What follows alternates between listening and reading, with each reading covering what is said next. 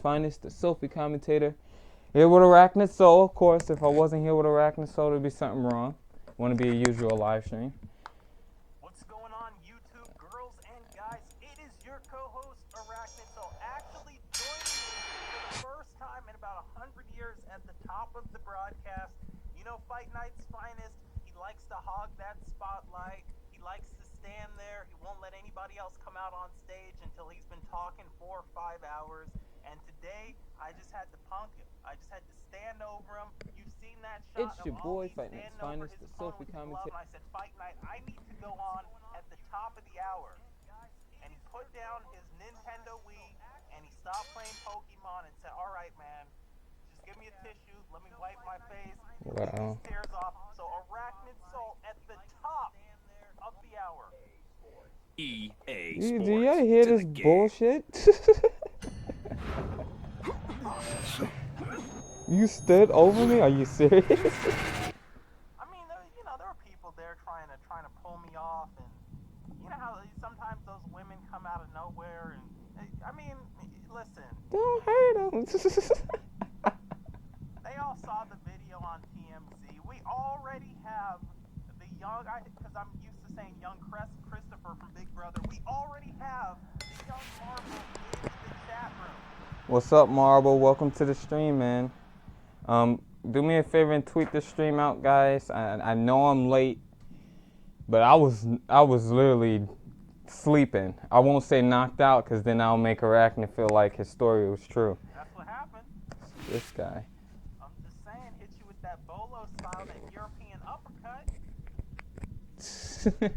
Anyway, let's get right to it before the people get into some boxing action. You see that graphic in the corner.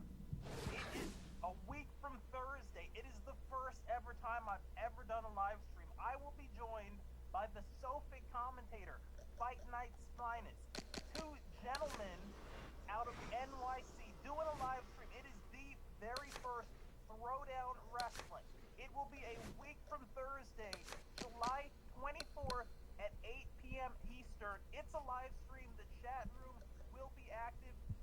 Me and Fight Night's Finest will be doing live commentary. Please join us. I can tell you right now that Fight Night's Finest is a big fan of JBL, Thunder Liger, the current reigning, and on July 24th live stream, defending IWGP Junior Heavyweight Champion. Maybe this Thursday on Throwdown, we're going to have some information on who he will be defending that belt against. I can guarantee that championship match and possibly one other one. Do not miss it. It will be the finest Thursday night Throwdown we've ever presented. It will be on my YouTube channel.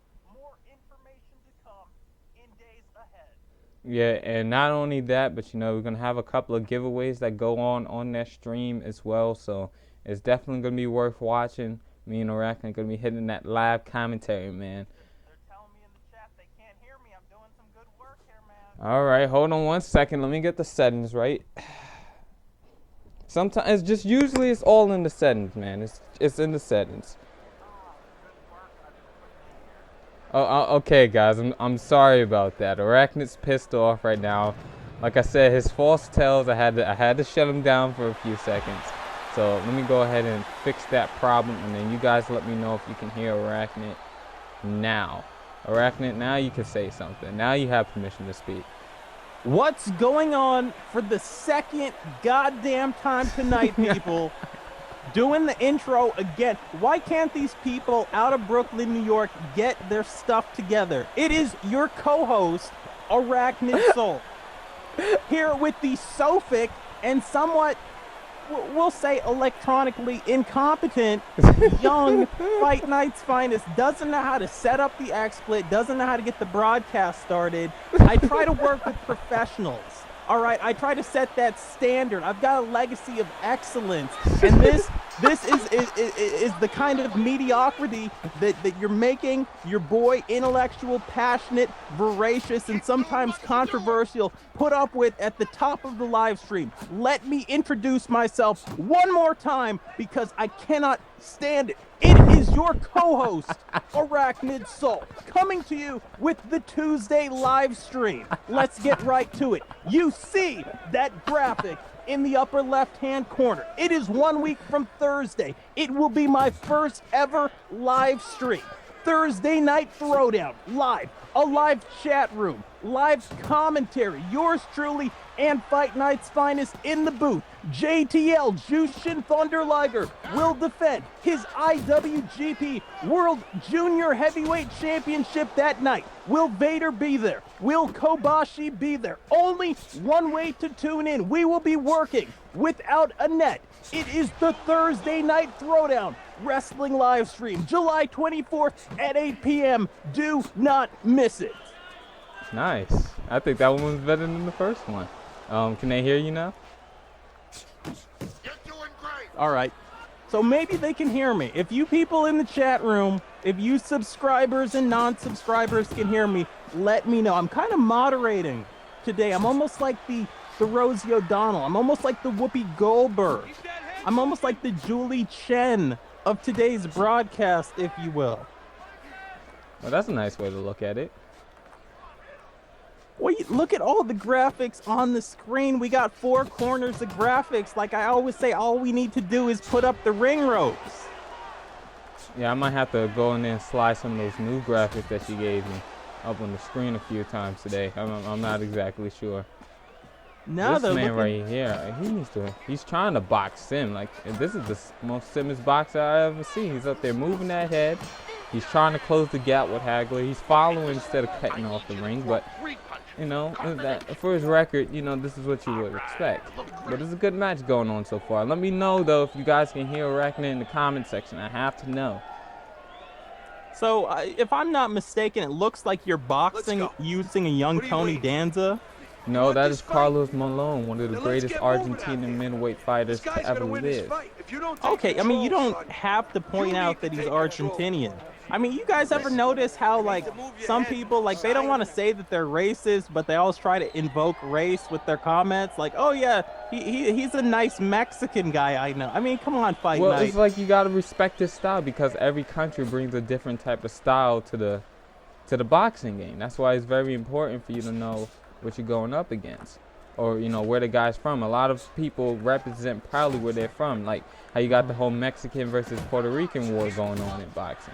It's just one of those things. Like the Cubans are known for their very fancy footwork and their very good defense and their ability to box on the outside. They're very technical fighters. Or, you know, American fighters are more known for not exactly the brawling style, but just being known for being great fighters. For the most part, that's the way that Americans like to look at themselves, and they're very athletic as well. That's that American style. And then you got the British style, that smash mouth boxing, that, you know, we come here to brawl, we come here to fight. That's what you think about when you think about the British fighters. So it's just one of those kind of things. It's not anything racist. Okay, I mean, they always try to cover it up with the same stuff. I mean, you know, whatever, we'll move on. I don't want to, you just offend the Cubans, the Argentinians, the British people are now getting up and smashing their laptops. It's all right. But while we're talking about Cubans, we did see a little international incident over the weekend. You know the boxing match I'm talking about. You had a Cuban and Lara in the ring, and I called it right. I mean, you were telling me all day Lara was going to win the fight. How you lying? You put all kinds of money on it. I mean, it was, and it wasn't even money that you got the right way. You put the money on there that you got from the first Tim Bradley-Manny Pacquiao match when you bet on Tim Bradley. It wasn't even money you should have had in your pocket in the first place. But anyway, we actually did with Dave DeRipped one, who I'm guessing might or might not join us here in the live stream a little bit later on. We did a post-game show commentary. And when I say game show, it's not like Bob Barker. I'm not talking about Drew Carey. I'm not talking about Pat Sajak. I'm talking about a sports post-game show. And we ran down the rounds of the fight. And in my opinion, and I don't know why I'm saying this early, because this is way too early in the stream for me to say this. Too many people are going to be listening at this point, and they're going to call me out on this. I thought that Lara actually, maybe by a point, kind of had the fight. A lot of people saw him running. We saw that there was one judge I got to be honest with you, because Fight Night's Finest told me early that morning he had to go down to the credit union. He told me he had to get one of those money orders. He was sending some money to Vegas to a judge. I didn't know what he was talking about until the end of that fight. So, I mean, that's the kind of, if you ever wonder how you watch some of these fights and you watch a Canelo fight, you know, you see some of these judges and they have these scorecards that are, you know, spread way too wide. It's because Fight Night's Finest is the puppet master.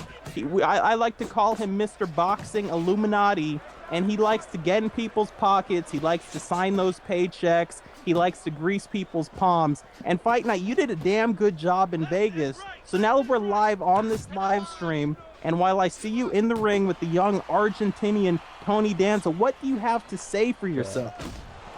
Like I said, I don't know what the hell you're talking about, but I will talk about this. First of all, I did pick Canelo to win. Anybody who watched the last live stream when you guys asked me my predictions, I said it'll be a very close fight, and it can go either way depending on the style that was boxed. The rounds that Canelo could not apply the aggression to the body that he was supposed to and land that left hook to the body, those were the rounds that he lost. The rounds that he won was the rounds that he was able to come forward. He was able to make Lara uncomfortable. Uncomfortable. I can't even say the word today. Yep, easy for you to say. Jesus, man. I always got that one word that's, you know, messes up the whole analysis. Hey, don't worry. That's only 7 tries. Go for 8. Uncomfortable with that left hook to the body and make him feel uncomfortable to throw punches, then he'll be able to win those rounds. And that's exactly what happened. Now, for me, like I said, this fight could have went either way. That last scorecard of 117 to 111, that was absolute garbage, and it shouldn't even have been like that. And I talked about how if you guys look back at some of these scorecards, whenever it's by a huge margin, it's always 117 to 111. And if there's a knockdown, it's 117 to 112. And I don't 116 to 112. I don't understand how some of these fights are always coming out with the same scorecard and nobody's noticing this garbage. But that's just my thoughts on the fights. Let me hear some stuff people are saying in the comment section. All right, so we've got the comment section going on. We've got John, who's probably offended by some of your comments. John Garcia. Okay, I took a pause there because I thought, oh, Fight Night's going to want that pause to tell me, you know, Garcia, he's probably of a Latin descent. I guess he was too distracted. That's all right. That's all right. We've got Keenan in the chat. Took another pause. Thought Fight Night wanted to point out that he's Muslim. In any case, we got Marble in the chat. There's the pie. Took a pause there to, you know, I thought Fight Night wanted to point out that Marble's family comes from Mars. They're Martian. Wow. You know, they represent. They got that flag with the moon rover on it. In any case, there's not a lot going on in the chat room. We want to hear from you, ladies and gentlemen. We want to know what you guys think. You guys saw that fight. You guys saw Lara. You guys saw Canelo. How did you score that fight? Who do you think won? We want to hear about the judges and that point split. And also, one thing that I want to know about is, and maybe you can make a video about this Fight Night at some point, a video about the difference between being on your bicycle running and simply having an outside game and working good defense, which I think that's the argument that people mean to have when they talk about what Lara did last Saturday in Vegas. To me, there were people saying he just ran the whole time as if it was supposed to be like a Queensberry fight. They were just supposed to both stay in the center of the ring and just duke it out. No defense, just, you know, back and forth. Maybe like grab each other's trunks like they do in hockey and just start slamming into each other with the right hooks. I mean, what do you think about that? Running versus having like a good defense and good footwork and working an outside game. Well, we've seen running. We see fighters who literally ran around the ring before. We've seen this at the end, towards the end of fights. We've seen this towards the end of rounds. We've seen this, and Lamont Peterson actually did that not too long ago. I think it was against Anthony Davis, but I'm not exactly sure if that's the case. You know, oh, this dude was saved by that bell by the end of the round. But like I said, there's a difference between fighting on the outside and fighting at that track, that Fight Night's Finest track star. I might have to go get that trophy for you guys. But there's always that one person who's running around the ring. They don't want to be involved in the fight. If you take a look at a fighter like Billy did early on in his career, there was a match that he was booed out the stadium. They literally booed him so bad that he changed his entire fighting style to be more of an inside fighter. And when you're using the outside, there's a difference between fighting like Amir Khan and fighting like Muhammad Ali. Most guys run because they don't have any defense. They have trouble blocking punches, such as Amir Khan. They have trouble getting on the outside and keeping their opponent at bay. So whenever they come in, immediately they tie it up because they can't block any punches. We watched the match this morning where we saw the difference between a runner and a guy using that outside fighter style. So what did you think about that fight, Arachne? All right, so basically, and can we talk about the fight without talking about that hook that we saw? Yeah, yes, we could talk about the fight without talking about the hook. All right. Well, that why don't you set them up? We're watching this fight. It's an older fight. You got to accept some of these older fights. The quality's not going to be good because you're watching them on the VHS. You're watching them on the Betamax. This thing was recorded, I'm guessing, in the 90s. Anyway, why don't you set the stage? Because you would know better than I would which belt was on the line and all the background, and then I'll kind of interpret it, and I'll counterbalance. And I'll okay, let's see if you was actually paying attention. Okay, so the bout was for the flyweight IBF title. It was between one of my favorite fighters of all time, and it was between a Mexican and a South African fighter. All right, let's see if you remember the names right. I want to say it was Ricardo Lopez. Okay. Up against, and I know the guy's name, the African guy started with the P. There's an E in there. I'm like a psychic. There's a P, there's an E, there was an L in there. God. But I mean, I'm getting close. I remembered Ricardo Lopez, right? I mean, you got to give me something. I know what happened in the fight. I don't know who the hell that was. Who was that? I know who that was. That was Naomichi Marufuji. Oh my God, no. That way, but let me give you. I know who it was. Let me get some guesses. It was either Naomichi Marufuji. It might have been Taka Michinoku. Shinzei Shinzaki, maybe. I said he was South African, not Japanese. Jeez. South African Japanese. That's what I'm talking about. You know, that's a very common ethnic blend. And I go to those restaurants a lot of the time, those South African Japanese restaurants. You get the zebra with the teriyaki sauce. This guy. Anyway, tell us about the fight. The people in the chat room are dying to hear about the fight. You got me here talking about Taka Michinoku and Shinzei Shinzaki. Okay, so basically during this fight, we saw Ricardo Lopez able to work that left jab. We saw him able to stick the straight right hand. He was going up against the southpaw, so you was able to see him stick that straight right hand in there every once in a while. But the defense he had, being able to roll underneath punches, blocking punches, being able to step back with that footwork in order to dodge some of those jabs and straights that was coming at him towards the body. And just being able to move clockwise and counterclockwise, seeing that lateral movement. It was a great fight to watch. What I'm going to do for you guys actually is at the end of this fight, I'm going to put that fight in the chat. I was thinking about doing that on the channel every day, give a fight for you guys to watch, because I want some people to be educated when it comes to watching boxing. I noticed there's a lot of he might be AFK, but there's a lot of fighters out here. Okay, now he's back. There's a lot of guys on here who claim that they know boxing, and then I hear them leaving ignorant comments such as Lara was running during the fight. There's a difference between being on your bicycle and being scared to engage on a guy who was hitting with that kind of strength. If you looked at Canelo, if you watch that fight with you gotta watch with the commentary, because it's like, not to get influenced by the commentators. I don't recommend anybody watch the commentators, because they don't teach you the way you're supposed to learn like they do on the ESPN Friday Night Fights. That's why I respect the commentary team of Teddy Atlas and Joe Tessitore, because they inform you of what the guy should be doing in his career, what he should be looking for when he was in the gym, what he should be looking for, and what his corner should be telling him when he gets back to that corner, and what kind of punches he should be throwing, what he's doing wrong and why he's doing it, and how he can go about countering.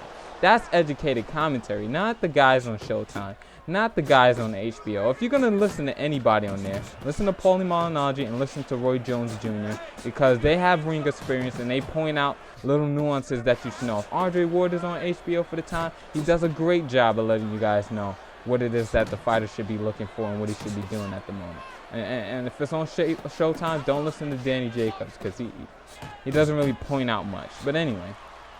All right, anyway, we're back to what I to was the saying. chat room. Yeah, I think we got it. Anyway, no, go ahead.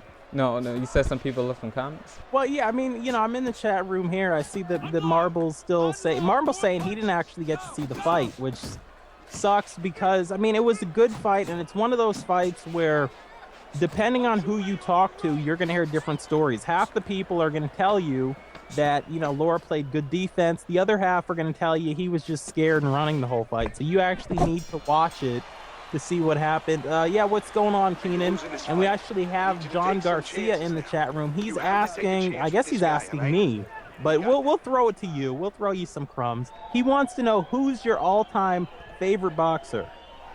My all-time favorite boxer is James Toney, and my second all-time favorite fighter is Ricardo Pinto Lopez, and then you got my favorite fighter of nowadays is Sean Porter. So those are my favorite fighters of all time. Now, I've said this before, and I talked about this when we did the coverage of the fight, the post-game show.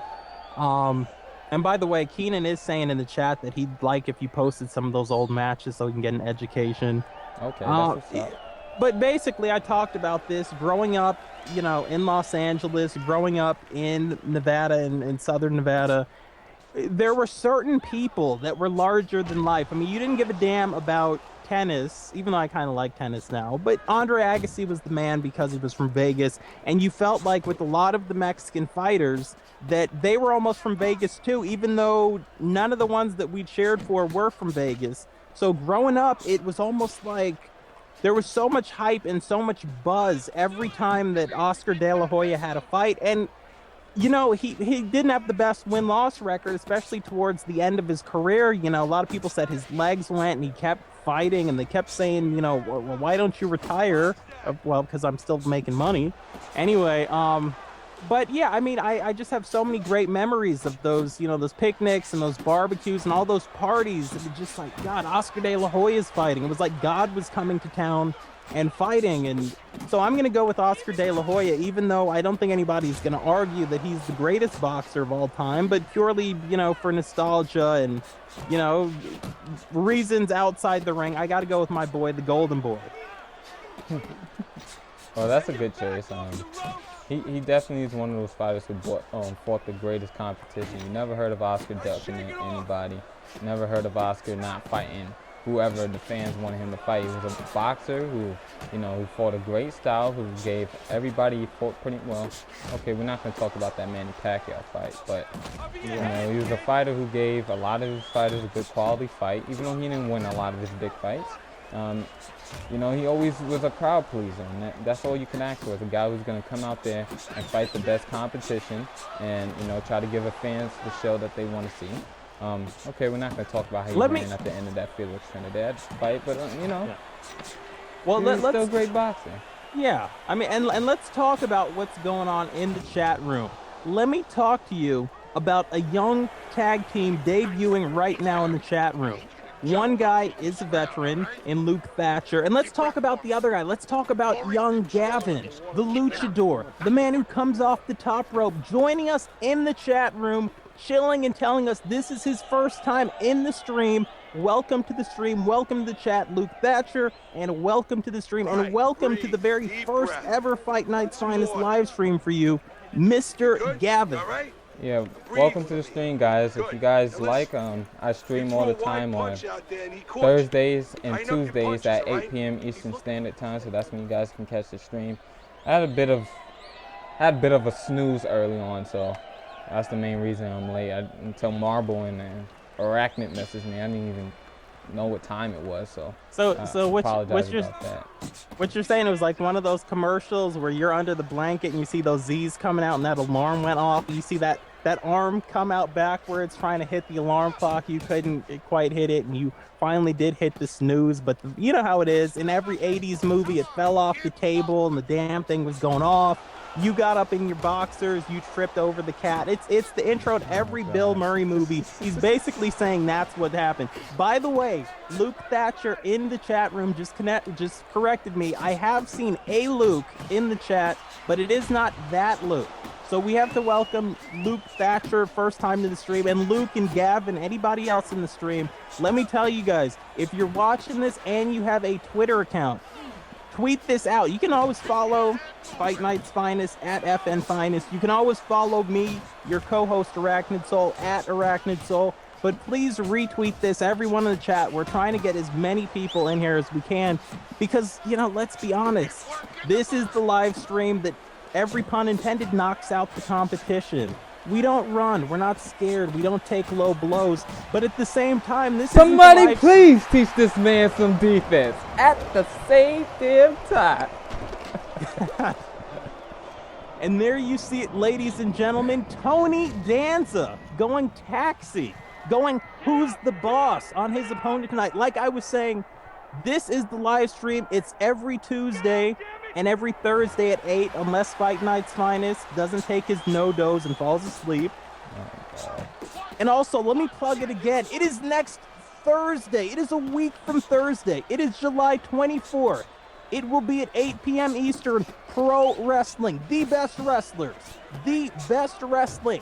Thursday night Throwdown live stream. Fight Night's Finest and Arachnid Soul calling the action. Jushin Thunder Liger, the reigning and Thursday, July 24th, defending IWGP Junior Heavyweight Champion will be in action. You do not want to miss that. Pro wrestling at its finest. Join us that night in the chat room. Yeah, remember that's going to be on Arachnid's channel, not mine. We're going to have some more videos that come out during the week talking about this live stream. We're going to have some great matches on there, some great wrestling. Like one match that we watched, I know you guys probably may not be into wrestling or think wrestling is fake. But, you know, I'm still a believer that WWE is completely fake. I'm Do just we that always guy. have to bring up Nobody's watching WWE. This is pro wrestling. This is not WWE pro. We're not That's even what I'm talking saying. about that. That's the difference. This wrestling is, you know, is real. That'd be like if you came over to my wrestling stream, and every time you came over, I had to bring up lingerie boxing.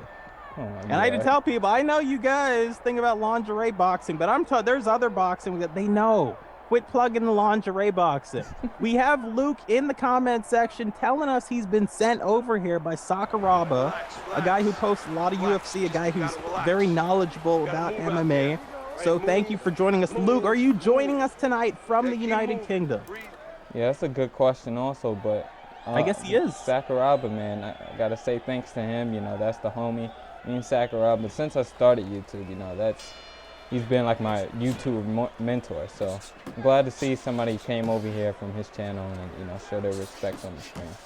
Hope you guys are enjoying yourselves, by the way.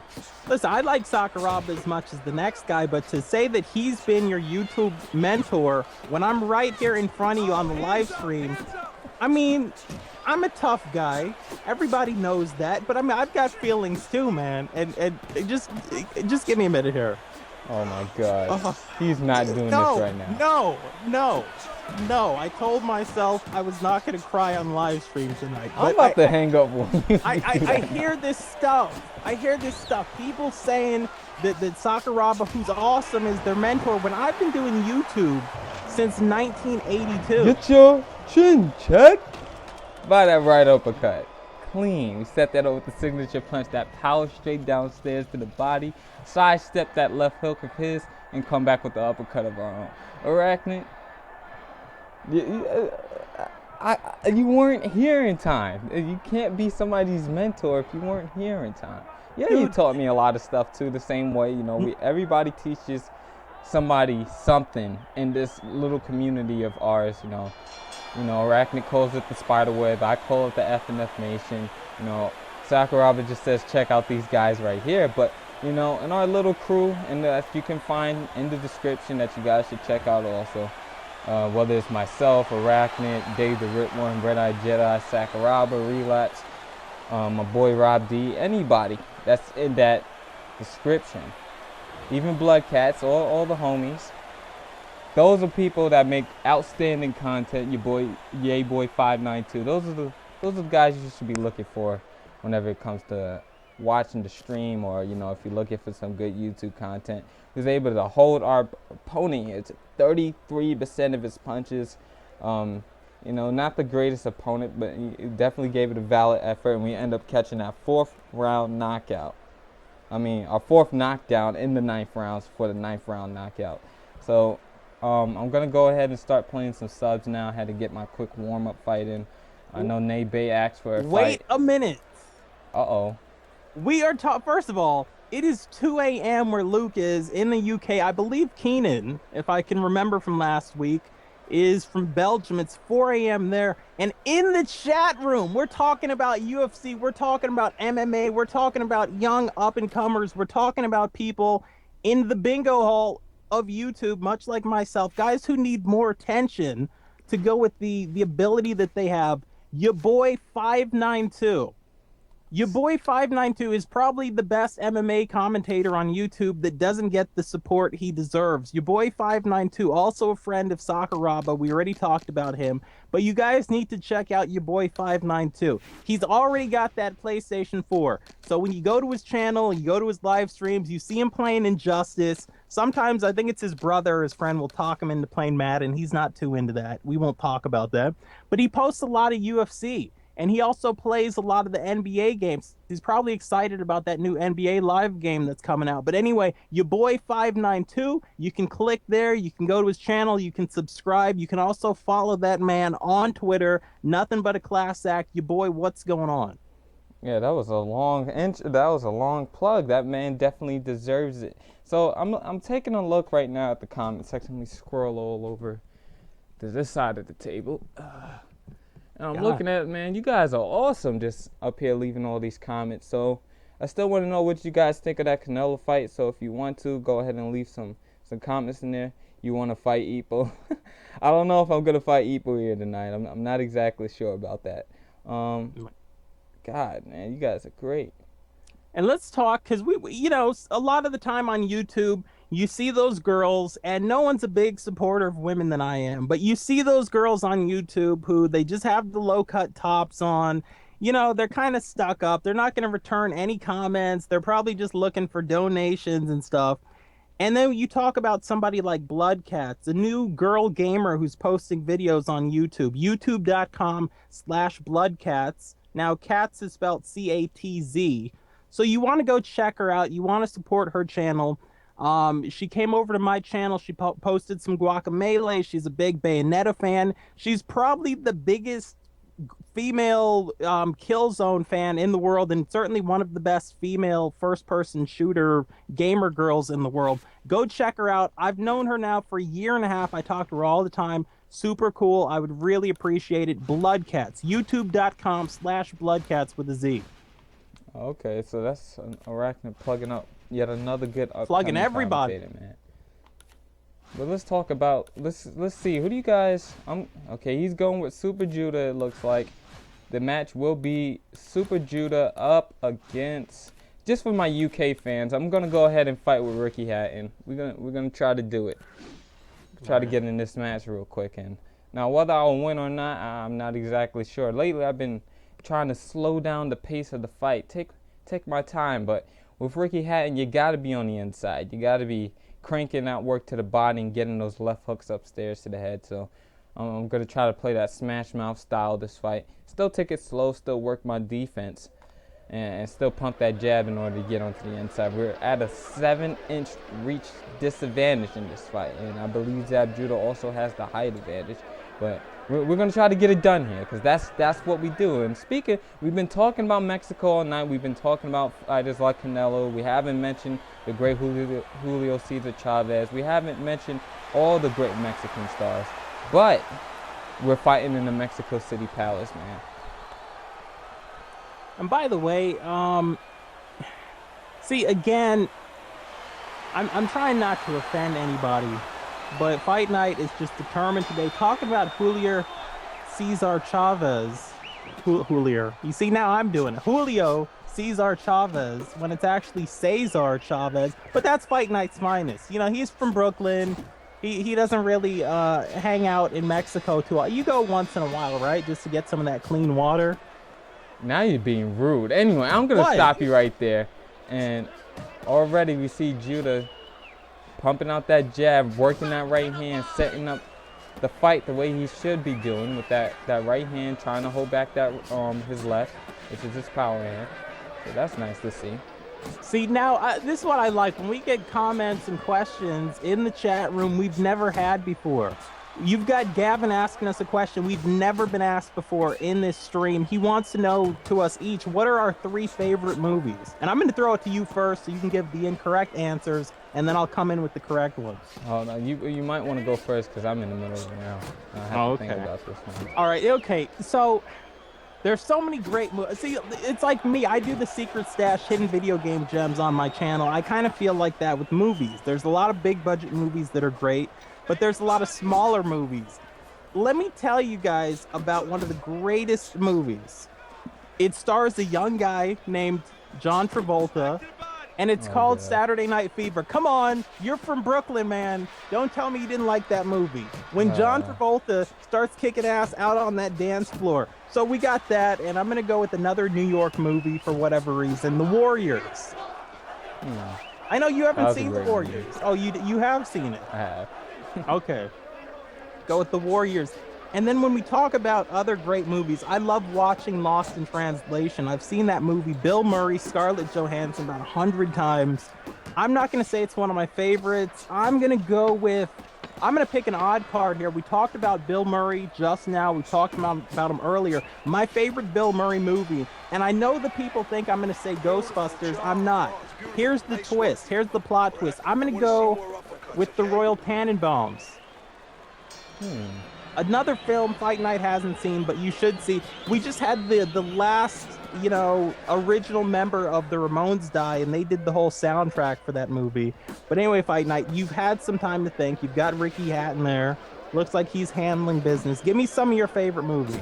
Okay, in terms of kind of old school movies that you don't really see that much anymore, I was a big fan of the big monster films, especially when growing up. So for me, I'll have to plug in a Godzilla movie, even though maybe a lot of people didn't watch all the Godzilla series. But I'm struggling between Godzilla versus Space Godzilla or Godzilla versus Destroy Him. I thought that, even though the ending of it was kind of screwed up and how he died, but I guess his son came back to life at the end of it. I thought that was a really good movie. I have to tell you, by the way, talking about Godzilla, I was moving into my house not too long ago, a couple of months ago, and I left the front door open, and you know how little insects and stuff come in? Mothra came in to my apartment, landed on my wall, and long story short...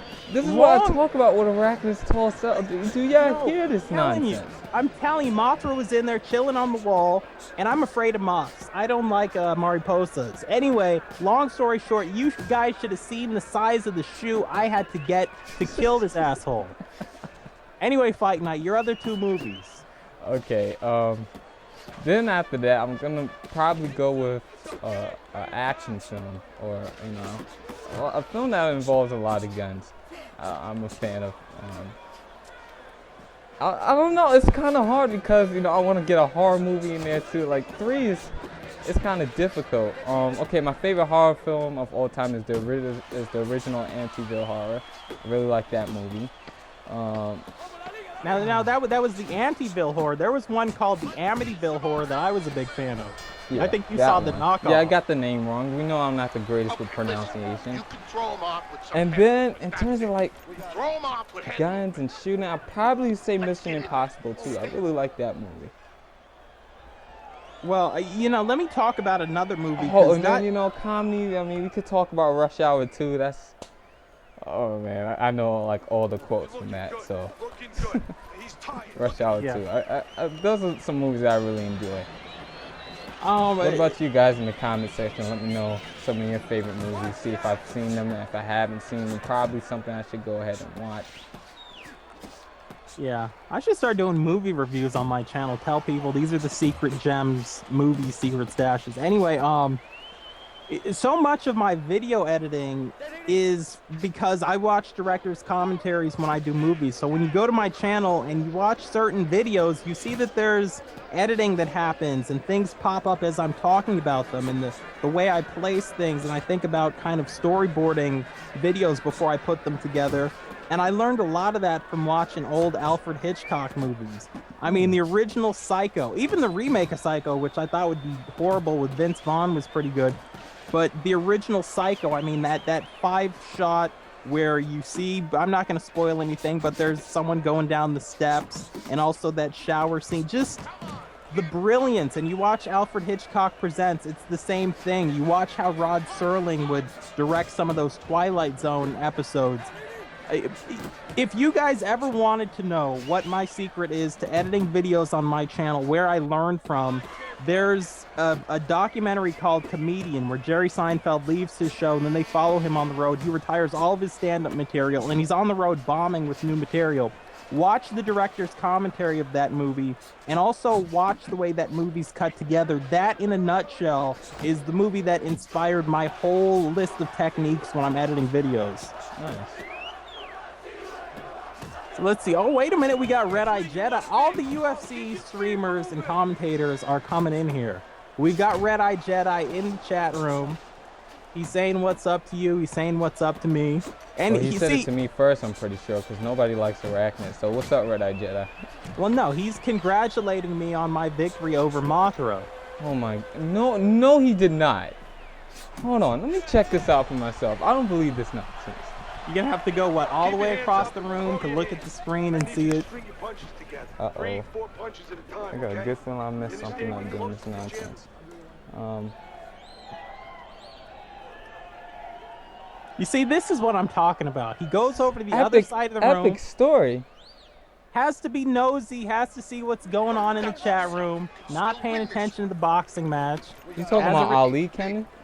I don't want to see you on the outside, okay? Yeah, that would be a good idea, though, that secret stash for movies. I think that would be a really good idea. Yeah, I mean, there's so many... even when he's spilling random bullshit, he comes up with a good idea. I mean, there's still nuggets of truth. There's nuggets of veracity there. There's flashes of brilliance. Oh, God. I mean, even when it doesn't happen too often, so you need to calm down. Well, I mean, you know, it's that strategy that like a Mitt Romney or, you know, some of these people. You Al take Gore your strategies from Mitt? Yeah, Mitt and Al Gore. It's that end of the campaign when you kind of feel like you might not win. You just start throwing everything, including the kitchen sink. Eventually, something hopefully sticks. Okay, Al Gore wasn't bad though. I like Al Gore. Academy. Yeah. See, now we're gonna get hate. I don't know. I like excuse me, people. I like Al Gore. I don't know. Maybe there's something weird that I like about having a clean planet. Yeah, I was about to say he started to get real big on saving the environment, especially in 2007 after, you know, he didn't win the election. Yeah, but I think it's probably one of those. Was that the one where Bush rigged it? See, the thing is, I feel like Bush did rig that one, but then I hate to say it, but I think he beat John Kerry because I don't know, people weren't ready for Frankenstein as president. Yeah, but I wasn't ready for that neither. I mean, you know, you had like Karl Rove, the architect. You had different people. I don't know, maybe he won it fair, but you know, last time I checked, my next door neighbor is from Miami. He was telling me yesterday. I said, "What are you doing?" He's in his garage, got some paper. He said, "I'm still counting ballots from that Bush-Gore election." I said, "Damn." So I don't know. That's crazy, man. But in any case, what is your strategy? Because you've told me, now that you've graduated, that you actually plan in a couple years to start campaigning. You want to be... I mean, we can talk about that. I know people don't like to announce it too early. Like Hillary Clinton doesn't want to announce it because people will dig stuff up on her. You were telling me you wanted to be president. Now, all I know from your platform, all I know from the conversation we had is your platform as president, you want to go around chopping people's hands off. What are you... I'm not... First of all, y'all, I'm not running for president. Oh, they all say that. Don't listen to this nonsense. I'm not running for president. Even though I think I'll have a very pretty good presidential smile and I'll lead this country to greatness, I'm not running for president. I can't lie all the time and why bills aren't getting done. I'm one of those people that I will play the bling game. If somebody's up there and they're not doing what they're supposed to, I'll call them out too quick on it. I do believe somebody's hand should get chopped off if somebody steals something. But, you know, that's my personal belief. But don't listen to any more of Arachne's tall tales. Let's talk about what's going on in this fight right now. You see Judah starting to establish that jab. He's making things a lot more tougher now. See him using that uppercut to try to keep me out, and right now I'm starting to have a bit of trouble landing some shots. But look at this Ricky Hatton. Look at the job I'm doing with stamina control. I don't even remember if I was winning the first 3 rounds or not. But we're gonna try to keep in this guy's face and try to get some more counters and some more big shots landed. Keep working that body. Yeah, I mean, Red Eye's making a good point, saying that Will Smith was good in that Ali movie, which he was. Yeah, he was really good. I couldn't believe he didn't win any awards for it. You know, and saying that, and he looked like him too. But, you know, saying that he couldn't picture Denzel Washington playing Ali. Denzel, I have to say, that while he could have made it work, Denzel can make anything work. This man, Denzel Washington, is one of those actors who, when you see him in a movie, just go watch the movie. Right? Because, you know, he doesn't sign on to do shitty scripts. Yeah, he doesn't. That's a great point, man. Denzel is probably the greatest actor of all time. I don't think anybody can dispute that. Yeah, well, certainly one of He's them. like I that mean, Michael Jordan of movies. yeah, I mean, and you see his different personalities. In like some videos, he plays that old kind of timid college professor, and then you watch like Training Day, and this man is just crazy the whole movie. And talking Even about in Flight, he was crazy. Yeah, man, Flight was a good movie. Yeah, that one's underrated too, in my opinion. Yeah, that is, and that one's on Netflix now, and I think it's on Hulu and everything. You guys need to go watch Flight. Yeah, if you have not seen Flight, I definitely recommend it. He has a movie coming this September, but I can't remember the name of it. But you already know I started putting those pennies and quarters in the piggy bank, saving up to go watch that movie in theaters. You know, those are one of those movies where, because I live in Brooklyn, there's always that one woman to stand up during a good scene and be like, "Yes, Denzel," and it's like, "No, shut up and sit down." It's like, that's the main reason I don't like going to the movies sometimes. You always got those people who like to talk during the movie or get too excited and they start rallying up everybody else in the crowd. You always got that hype man, that Kevin Spacey up there whipping the votes in the theater, and sometimes it just makes going to the movies unenjoyable. So sometimes you just have to cop that bootleg. I have to tell you, though, as bad as it is, because I lived in Brooklyn for a number of years, as bad as it is going to a movie theater a lot of the time in Brooklyn, it's also really good with certain movies. Like when those Jackass movies come out, you need to go to Brooklyn to watch them. When Steve-O and Chris Pontius and all those jackasses are on screen, you need that Brooklyn crowd to really fulfill that vision of the director. You don't want to go see that in Manhattan. You don't want to wait for the Blu-ray to come out. You want to be in that theater. You want to be in Crown Heights. You know, right? You really you got to do it right. Oh man, but yeah, that's the main reason sometimes I don't end up going to the movies to see certain films, especially if it's scary films. People in Brooklyn is just too damn dramatic. Like, they need to calm that shit down. I'm sure Yay Boy 592 can relate to this if he's still in the comments. But people be getting crazy in those theaters. People need to calm down. I remember during Insidious, you had people overdoing it, and there was this one girl talking about it couldn't have been me. Like, what? We're all trying to watch the movie. Be quiet. And they don't kick people out in the Brooklyn theaters. They just don't. I've seen some of the craziest stuff too. I've seen people sneaking up Chinese food in there. I'm talking about full meal plans, just sneaking it into the theater. I saw one guy, you know, he picked out that $3 bag of Dorito chips. He brung that out of his book bag. I saw one dude just roll out a whole giant king-size Hershey chocolate bar from underneath his shirt. And it just gets crazy over there. Now, look, let me give you guys a bit of advice. I used to go a lot to the Pavilion Theater in Brooklyn. Some people wouldn't even say that that's like a real theater because it's an indie theater, but they do show good stuff, damn it. I'm sick of being attacked for my choices. Anyway, This is in Park Slope. It's right across the street from the park. And they've got all kinds of little food shops around there. And the trick is, when you take your girlfriend to the theater, now listen up.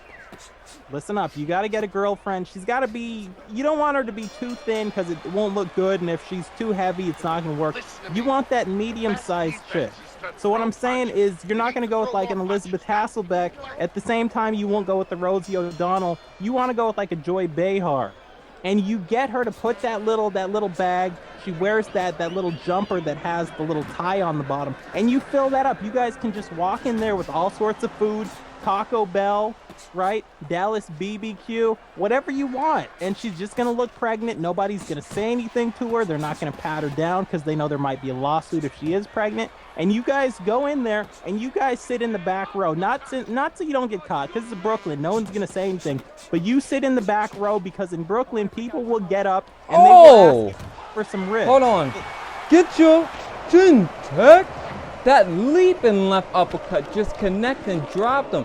I was coming in with that two-punch combination. You see the straight right hand that followed.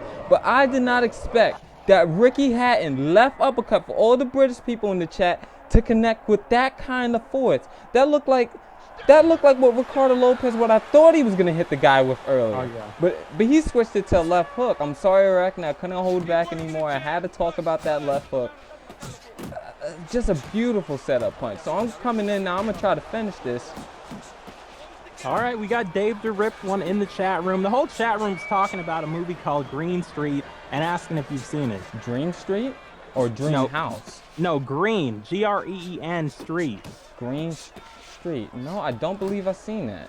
I haven't seen it either. What's that about, guys? Don't spoil it, but just tell me what it's about. I hate when people do that. Because there's always that one ignorant motherfucker who comes out here and he tells you everything that goes on in the movie, and now you can't watch it.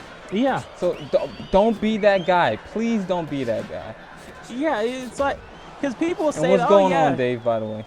You got to see this movie, and you're kind of curious. Okay, what's the movie about? Oh, well, there's this girl, and she lives in Los Angeles, and she's a drug mule. And, you know, it's kind of interesting. They keep going, oh, and then at the end, you find out she's really a guy, and it was all a dream. It's like, come on, man. Shut the hell up. Oh, snap. Look at this straight right hand. Look how just perfectly down the middle, right in between the guard. Puts it right on the chin. It get cold clock Nebe as we drop him again. No offense to the subscriber, but he's fighting a great match, but now it's just that time. It's that time for the hitman to shine. I'm sure Dave's over there. He got a couple of tears rolling down the sides of his face. He can't find his wet napkin. He brings his wife over, uses her hair in order to clean up those tears. This is impressive, man. I don't even think I could have fought this well with Hatton and still have 90% stamina. Yeah, man. You got Dave bringing up a good point in the chat room. He's talking about that new Fight Night Finest intro, multi-styles with the music, Red Eye Jedi with the actual video. Man, if you guys have not seen that new intro, it's fucking awesome. Yeah, Red Eye Jedi did a great job on it, and my boy Multi-Styles really hooked me up with that intro song, man. At first, like I said, I was gonna ask him, but you know, anytime he produces a song, a commentary, anything, it's just great work. Like I said, if you guys haven't checked out my last video, please go in there and just like leave a nice comment or something about it. I wanna be able to show those two all the work that they're doing is appreciated, or get at them on Twitter, leave them something, let them know that you appreciate what they've done for the channel. All right, so Red Eye saying Green Street. That's the one with Frodo and Jax. I don't know. It's about you know, soccer, some hooligans. I'll probably like it. I mean, you know, forever hooligans. You guys are gonna have to Google that. Don't ever do that. People don't know what I'm talking about, so they're gonna have to look that up. Anyway, let's talk about something else. Like we were talking about movies. I can't believe I didn't bring it up. It's an awesome movie. It's called The Hustler. It's that pool movie. You got Jackie Gleason. You know what I'm talking about? Let me set this up for you. It's an old black and white movie. Jackie Gleason, one of the best actors ever from The Honeymooners, which was later the inspiration for the Flintstones. You've got one guy, he travels around. He's a pool shark. right? He goes from town to town. This is his whole job. He's got an accomplice, and the guy helps him set up these jobs. You know, they play these little scenarios out, and then they'll play somebody in pool in a random city, and they'll start losing, and then once they start losing, they say, well, let's make it interesting. Next thing you know, they clean the guy out, right? This guy is the best pool player. They travel from town to town. They end up going to a town, and there's this guy, he's thought to be the best pool player in the world. He's got the most expensive suits. Now, he's not a pool shark. He's just one of those targets, like how Fight Night's Finest has people trying to knock him out to get a trophy. That's how this pool guy is. Every Wednesday, he goes to the same pool hall in this like 6-piece suit, the gloves, everything, has like a personal butler, and just kicks people's asses. This pool shark, it's killing him. He has to know who's the best. And what ensues is probably one of the most epic, and I'll say sports, but it's pool, so maybe game. One of the most epic sports scenes ever in a movie. You want to talk about swag. Just watching Jackie Gleason take off that blazer, wash his hands, clean up a little you sound bit, like he made you sweat. Dude, that scene, that whole That's movie. like bulge. If you guys have not seen The Hustler, yeah, Jackie Gleason was a little bit overweight. That's no reason to make fun of his girth. He did have a little bit of a pot belly, but he's dead now, and, you know, a little respect on the stream is all I'm saying. Ooh. Unbelievable. The Ooh. racism early on, now making fun of fat people. I And don't get know. your chin checked. Second time I was able to say that tonight. Beautiful 3-punch combination. The Hitman he's just come alive tonight. Man, let's talk about this, because I don't want you getting exposed again. Because Marble just used the word exposed. I don't want you getting exposed again like you did in that video earlier this week. I got it. I mean, because everybody knows, and we actually saw somebody in the comment section say that when you kick somebody's ass for 10 rounds and then they get a lucky flash KO on you, they obviously just exposed you. Well, yeah, that's that exposure, man. They did the job. They came in and did what they had to do. You know, they got that John Cena beat down for like 12 rounds, and then all of a sudden they just pop up and, you know, they get that straight right hand after you just hit them with that 6-7 punch combination. You're regaining your stamina, your hands go back up. You're supposed to be blocking these punches, and then all of a sudden, bam, he ends up winning the fight. And then that's that exposure that everybody's been talking about. Your boy Dave the Rip One, he's been hyping it up. You know, I'm not sure if he's still in the chat. What's been going on with the chat, Arachnid? I've been telling you what's going on with the chat. I'm just smooth with it. I want people to hear their name, man. There's nothing like hearing your name. All right, let me say some of the names. You got Keenan, you got Marble, Dave the Ripped One. I believe Luke and Gavin are still in there. John Garcia. I think maybe your boy is still in there if he didn't bounce. But in any case, you've already got 6 likes on this. If you people are in the chat room and you haven't given that like, please give that like. We just had another person join us. Why are there no women in the chat? Because this is boxing. That's what I'm trying. But, I mean, you know, you got women who watch boxing. I mean, Rosie Perez can't get up in this chat room? I don't think she would. I mean, Rosie, come on. It's all New Yorkers here tonight. Your expectations are a bit high, Arachnid. In any case, we do have one woman. We have Manny Pacquiao's mom in the chat room. What is she doing? Oh, the same thing she's always doing. Putting out little voodoo spells, giving people the evil eye and crying. Okay, Yogi. So Yogi wants to fight so that he can learn some things on the stream. He wants to be critiqued. So at the end of every round, I guess I'll give him a little critiquation, or, you know, something to help him become a better fighter. I'm gonna roll with. Oh yeah, we got your boy 592 is still in the chat. Okay, that's what's up, man. That's what's up. We got to talk about something else. We're talking about Netflix. Now, I'm not a big anime person. We all know I'll watch the Miyazaki movies when they come out. I'll watch Ponyo or Spirited Away or Castle in the Sky, you know, when I find out that it's out. But I was telling Fight Night's Finest, there's some new anime show that's actually on Netflix. It's made by Netflix. I think it's a Netflix original, and it's got some really good ratings. I was telling Fight Night's Finest, we need to watch this show. Now, he's agreed to it, but we haven't watched it yet. So if anybody in the chat has watched it, don't spoil it for us. But if you haven't watched it, you guys should watch it with us, and then we can discuss it in the live stream. I'm guessing Fight Night, he's got a busy schedule. He likes to run out to that corner store, and that takes up half his day because he lives out in the country. Jesus. But Fight Night could probably commit to watching maybe 2 episodes this week, and the next week, this will be like Oprah's book club, but with Japanese anime. We can all gather, we can have those little cucumber sandwiches and some tea, and we can discuss the ins and outs of this beautiful piece of cinematography.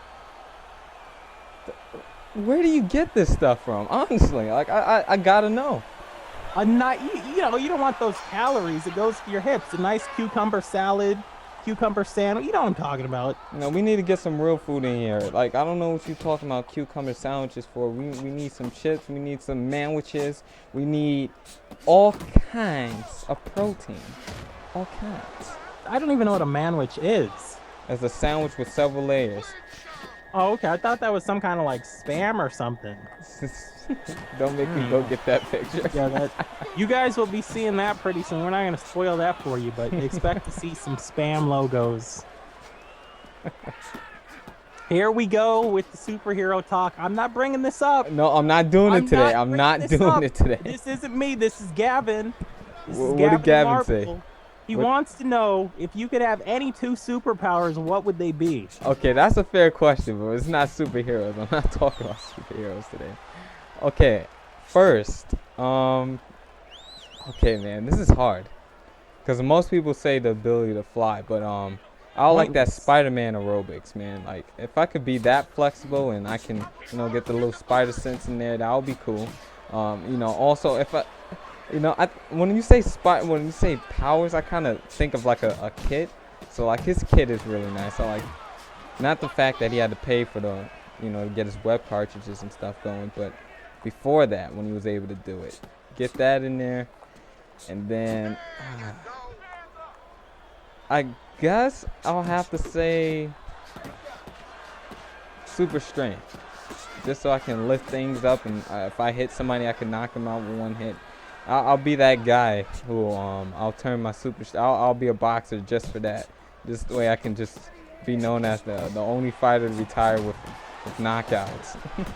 I thought you were gonna say you wanted that Aquaman set of powers where you can like talk to fish. Like what kind of power is that? I mean, hey, if you go in the water and you try some shit, you're gonna see. That's all I'm saying. Don't try some shit out in the middle of the ocean, because Aquaman will own your ass. All right, so what about you? I gotta say, when we talk about, first of all, the flying is overrated, and if anybody said which superpower can you have, and they said they wanted the ability to run fast, I would just get up and leave. I mean, you're wasting. It's like these people who find like a genie's lamp and they just waste it on dumb stuff. Oh, I'd like $1 million. Well, why didn't you ask for more than that? Why only $1 million? I would have asked for infinite amount of money.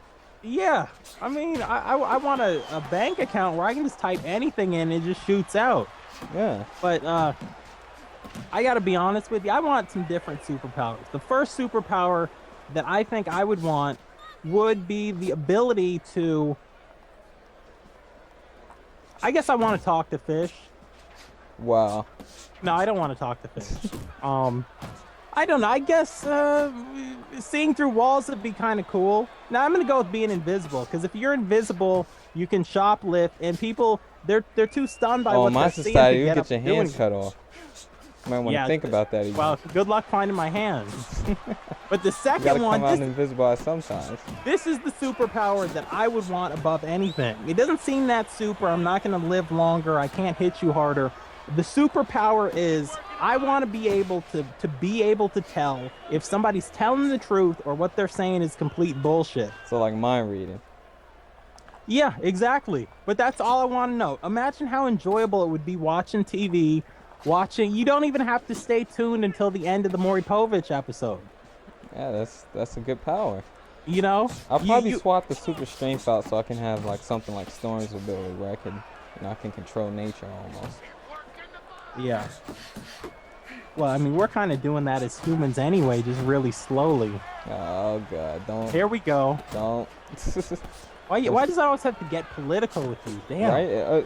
That's what I'm saying with you. Every minute, something political. Now, next thing you're gonna start talking conspiracies. We're gonna hear you bring up the HARP weather control machine. I mean, come on.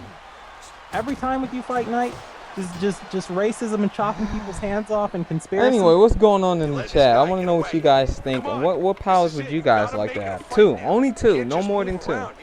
Only two powers that you can have. Well, Marble's saying the power that he wants is just called Goku. Because he's saying that's a whole superpower in itself. Well, yeah, if you talk about kits, that would be an amazing kit to have.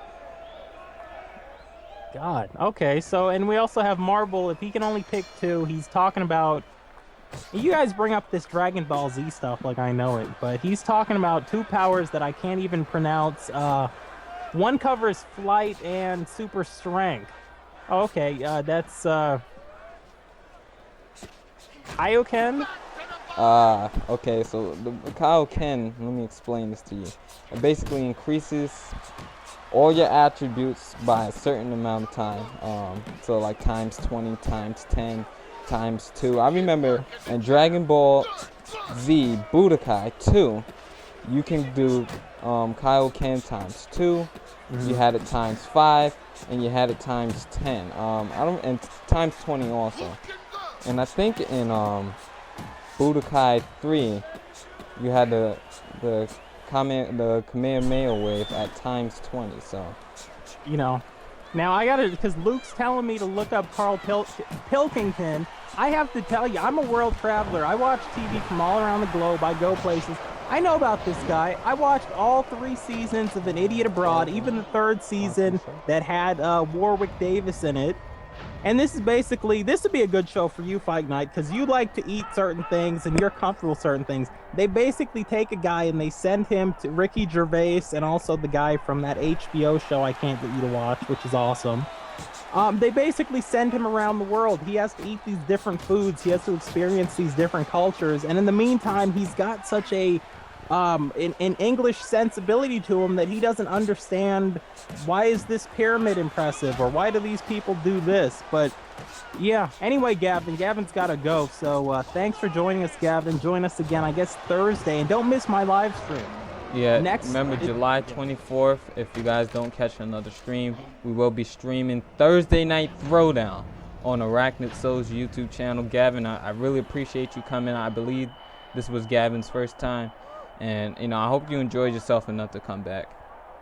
Yep, his first time, and I hope we were gentle. Jesus, Arachnid. You know you like to touch little boys, but you need to relax with that. I don't talk about people's history. What's in the past is in the past. Those charges would drop. So it doesn't matter. Talking about me, your favorite singer is R. Kelly. Giving up those golden showers.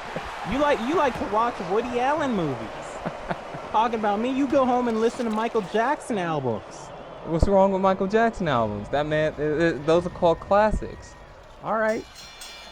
I So mean, the don't 3 worry. knockdown rule wasn't effective in this match, and we ended up winning this match by knockout. So, you know, it was a good fight, and good job to Young Yogi. Some of the things that I would say that you need to improve on is your defense and being able to move around the ring. Your ring generalship needs some improvement. Also like to see that stiff left jab come out a bit more. And you did a decent job in terms of counter punches. If you take a look at here, you will be able to land a lot more shots if you was able to set up your punches with that jab. So work on your pump block and your defense. Work on your ring generalship with your lateral movement, being able to move around in circles around your opponent. And work on timing your combinations. So that's the improvements I think you can make, Yogi. We've got John Garcia in the chat room. He's saying, I'm sorry, but what is Throwdown? This should be a question for you. This is not even something I should say. Let me explain this to y'all. This is one of the things that Arachnid does. He has a great talent for calling matches. He hates this word, but he can shoutcast anything if he wanted to. He's a great commentator, a great sports commentator, a great commentator of anything. So I'll let him explain to you what Thursday Night Throwdown is. I haven't missed an episode. If I did, I go back and I watch it. You can check out that Throwdown library at the end of this stream, or even if you want to go check it out and then come back, that'll be okay too. So basically, let me give it to you in my Throwdown voice. Let me pretend I'm Shoutcast and give you a little taste. Let me turn down this mic real quick, but go ahead. Let me go Don West here for a second. What's going on, John Garcia? You've asked the $1 million question. What is Throwdown? Thursday Night Throwdown. Every Thursday night on my YouTube channel, youtube.com/ArachnidSoul. It is the best pro wrestling. It is the best pro wrestlers coming to you live from Japan. And it is July 24th. Thursday night at 8 p.m. Eastern, the very first ever Thursday Night Throwdown live stream. Yours truly and Fight Night's Finest calling the action. JTL, Jushin Thunder Liger, the reigning and that night defending IWGP World Junior Heavyweight Championship will be on the line. Kenta Kobashi, the world champion, might be in action. Will we see Vader? Will we see Otani? Find out Thursday night, July 24th, as Thursday Night Throwdown goes live. Join us in the chat room and to see all of the awesome action from the events, from the house shows, from the pay-per-views, youtube.com/ArachnidSoul. Check out that awesome, that sweet, that miraculous Throwdown library playlist. Oh, that's it in a nutshell. Basically, it's just he plays a video game, a really good wrestling video game, and he has I think it's either the AI matching up against each other. He has like a whole bunch of different wrestlers that's put up against each other week after week. He has some couple of titles on there. He recently got the tag team titles there. You got the heavyweight, the light heavyweight title. You got a bunch of different weight classes on there. So he has all these different. It's like almost like a boxing event, but with wrestling. And he calls all the matches. Sometimes he will have me on there, or he'll have a guest commentator on there with him. He just finished a tournament that recently ended to give the boy Scott Norton a title shot, and it's just so much you can learn, whether it's the move names or the correct move names for different wrestling moves, the chain wrestling, the power slams, anything and everything is on Thursday Night Throwdown. And thank you, John Garcia, for that vote of confidence. We've got Marble asking if I can do a Christopher Walken impression. Now, he's not talking about Big Brother Christmas. Oh, God. This is a different Christopher altogether, and I probably could, but I'd have to come back to it. You know what I actually remembered? I was bored, and I remembered that there are some impressions that I can do that have been retired. Oh God, no! And I just remember thinking to myself, why have I not done that? Why did y'all start this? Why do the people not know that I do a spot-on Razor Ramon, aka Scott Hall impression? But they probably don't want to hear that.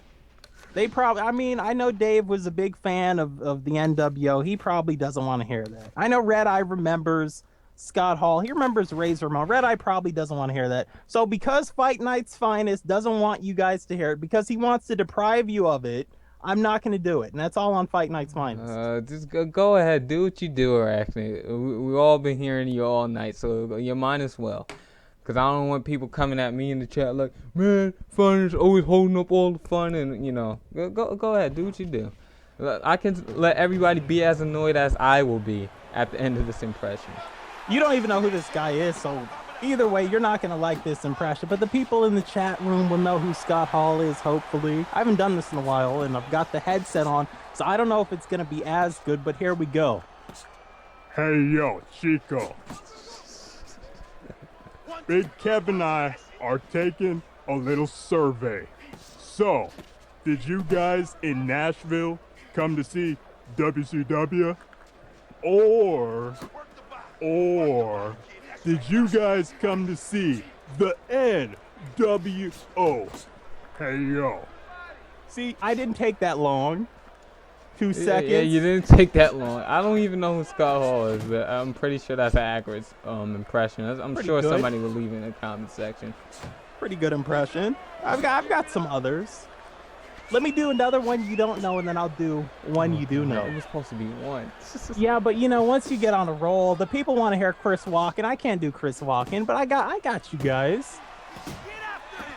Hello, ladies. Ladies, the big Balboski. See, that's another one. You don't know about that one. Let me do one that you're actually gonna know. You're gonna know this one. Don't do the Pac-Man one, please. No, Pac-Man's not even over here tonight. Okay. Jesus. I don't want to do this one. I'm not a fan of this man, but everybody goes on. They want to see him fight Sting. I know you're a fan of him, his supernatural powers. Talking about The Undertaker. Right? He talks?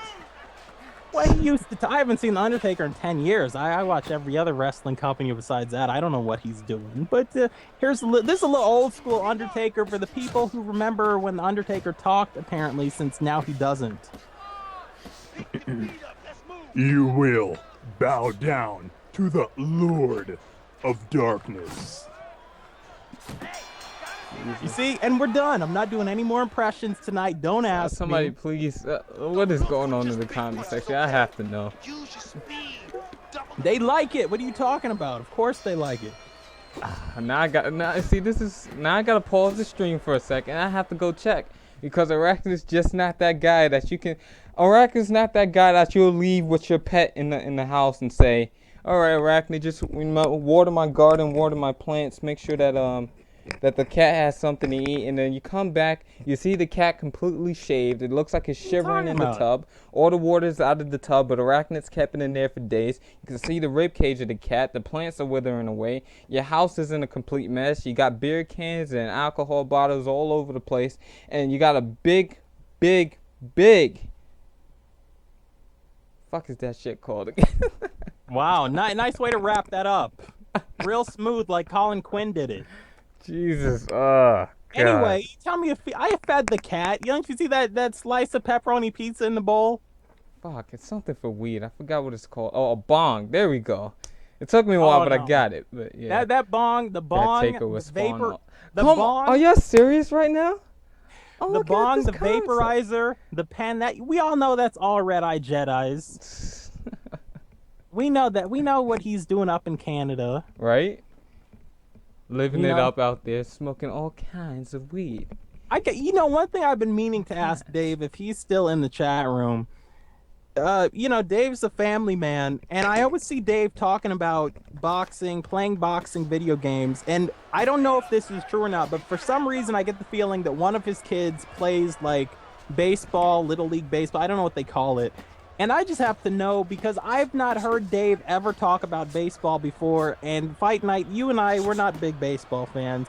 I can't imagine if I had a kid and didn't like a sport, and the kid loved the sport, and me having to go watch the sport. So that's the question I have for Dave. I need to know, Dave, do you actually, if one of your kids does play baseball, I don't know, do you actually like baseball? And if not, how do you kill that time when you're sitting there bored for what's probably 13 hours, because that's how long the games take?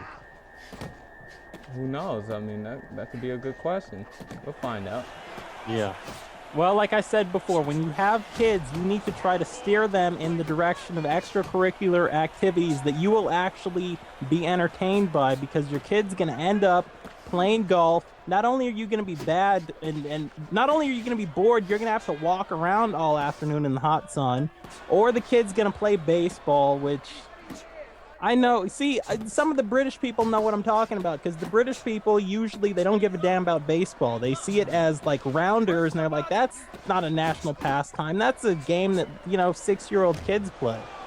Yeah, I can't stand baseball. When I see them talking about it on ESPN, you got people getting all excited.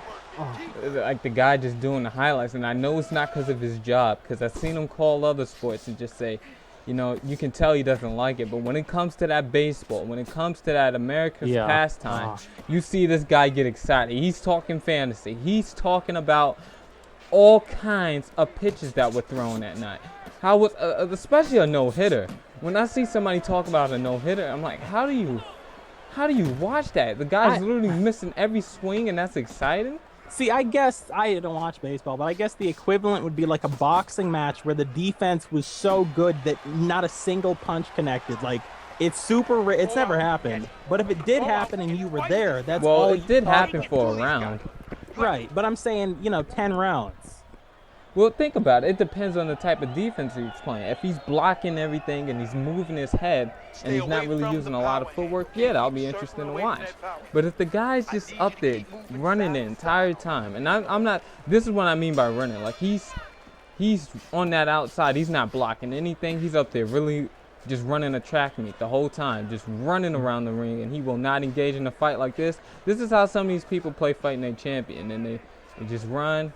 Oh, he's getting too close. Let me switch back the other way. Oh, the computer can actually cut off the ring, surprisingly. But yeah, this is what you get with somebody. This is that track star. It's that runner that you get nowadays. And then you see him do this. Maybe you get a little straight right hand.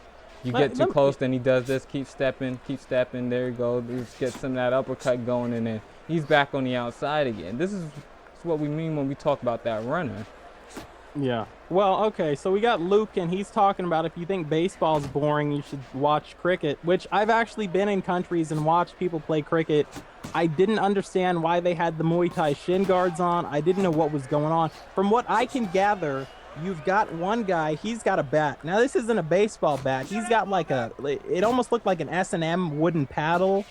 Like he got it from a fetish shop or something. And then you've got the pitcher, and it's like the pitcher's not throwing overhand. He's throwing underhand, and it's like he's bowling because behind the guy who's the batter, there's like 3 wooden pins that I think he's trying to knock over. And then when the guy hits the ball, he's not supposed to run to a base. He just kind of runs out in the field. I didn't know what was supposed to. I'm just sitting there. When the other people clapped, I clapped. Wow.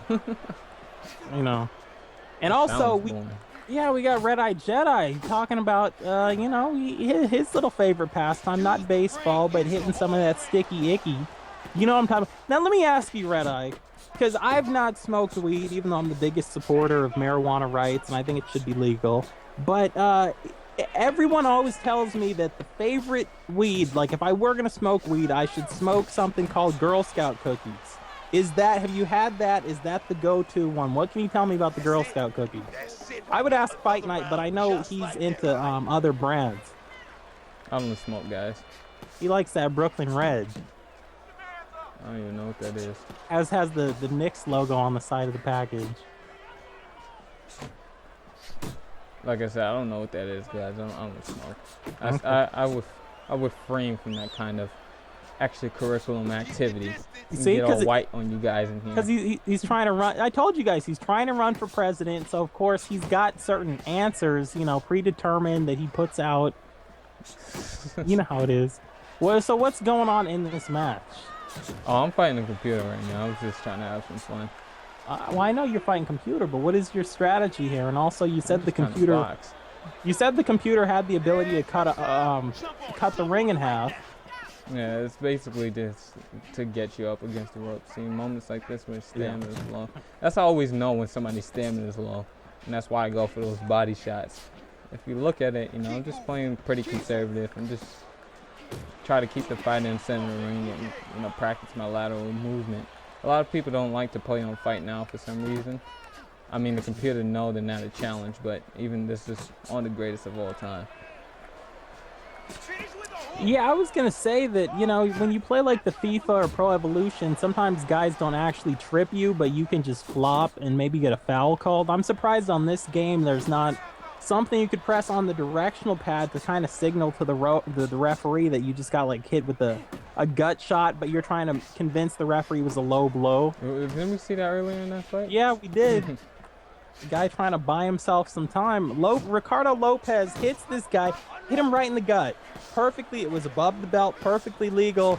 And the guy's going to try to go over the referee and say it was a low blow, because of course the guy has the wind knocked out of him. He's trying to buy himself some time, but this referee was 80 years old. He'd been reffing matches for 50 years or something, and he didn't bite. He told him, get your ass back out there. Yeah, we saw Lara trying to complain about some of those body shots from Canelo. They're talking about it was low. It wasn't low. He just hit you with a nice combination. You're trying to run. Yeah. All right, so Red Eye's telling me he hasn't tried the Girl Scout cookies. Well, if I ever smoke weed, which I'm sure I probably will, so I can't imagine I won't. But that's the one I'm going to go with. And you've got Luke saying that, yeah, he's bored to death with cricket too. I mean, that's the sport you don't even see, like whatever the cricket like world championship is. I wouldn't know where to go to watch that on TV. I mean, Fight Night, you watch a lot of ESPN. You ever tune in and see the cricket world championship? Certain sports, when I see it's on, I just don't watch it. I think they had cricket on there one time. I just changed the channel. I tried to go watch some Law and Order. I tried to watch rugby once. I'm like, this is a brutal sport. I mean, I respect the hell out of them. That's one of the hardest hitting sports I've ever seen, but I didn't know what the hell was going on. Because I was like, okay, so it's basically, in my mind, I'm like, okay, they're playing football. But then I saw a guy had the ball and got tackled, and like he used his boot and put it in the guy's chest and kicked him off and got up and continued running the play. I'm like, wait a minute. Yeah, I mean, you got like one guy will throw another guy into the air to like catch the ball, which I think they should incorporate that into the NFL because that shit made sense to me. No, because then that's pass interference. No. I'm not saying it's from the opposing team. I'm saying two guys on the same team form like a pyramid, and one guy runs and jumps off so he can catch the ball. What the hell? What is this? I don't know. I don't know, man. You think I'm making this up, but watch some rugby highlights. You're going to see this stuff. That's crazy. All right, I'm bored now with this. So, I really don't want to even fight another fight. I'm just chilling right now. To be honest, like sometimes I play Fight Night all the time. It's like whether it's a challenge or it's not a challenge, sometimes I just need to stop. So, if you guys want the stream, what time is it actually? It's like 11 o'clock where you are. I just want to play another game, if I'm honest with you guys. If you guys want to see another game, let me know. Or because I honestly don't want to play Fight Night anymore. Yeah, well, just pop something else in. I mean, I don't want to piss anybody off. Some zombies or something? I don't know what you play. Nah. Yeah, I mean, rugby looks awesome. And in fact, I saw there's a rugby video game that comes out. For whatever reason, it actually comes out every year, even though the Fight Night games don't. And I don't know anyone who plays the rugby games, not a single person. But, yeah, I was like that. If I could learn the rules, I probably would have fun on that game. And I got Red Eye in the comment section. He's saying that he's got his green card and he's got a friend with a grower's permit.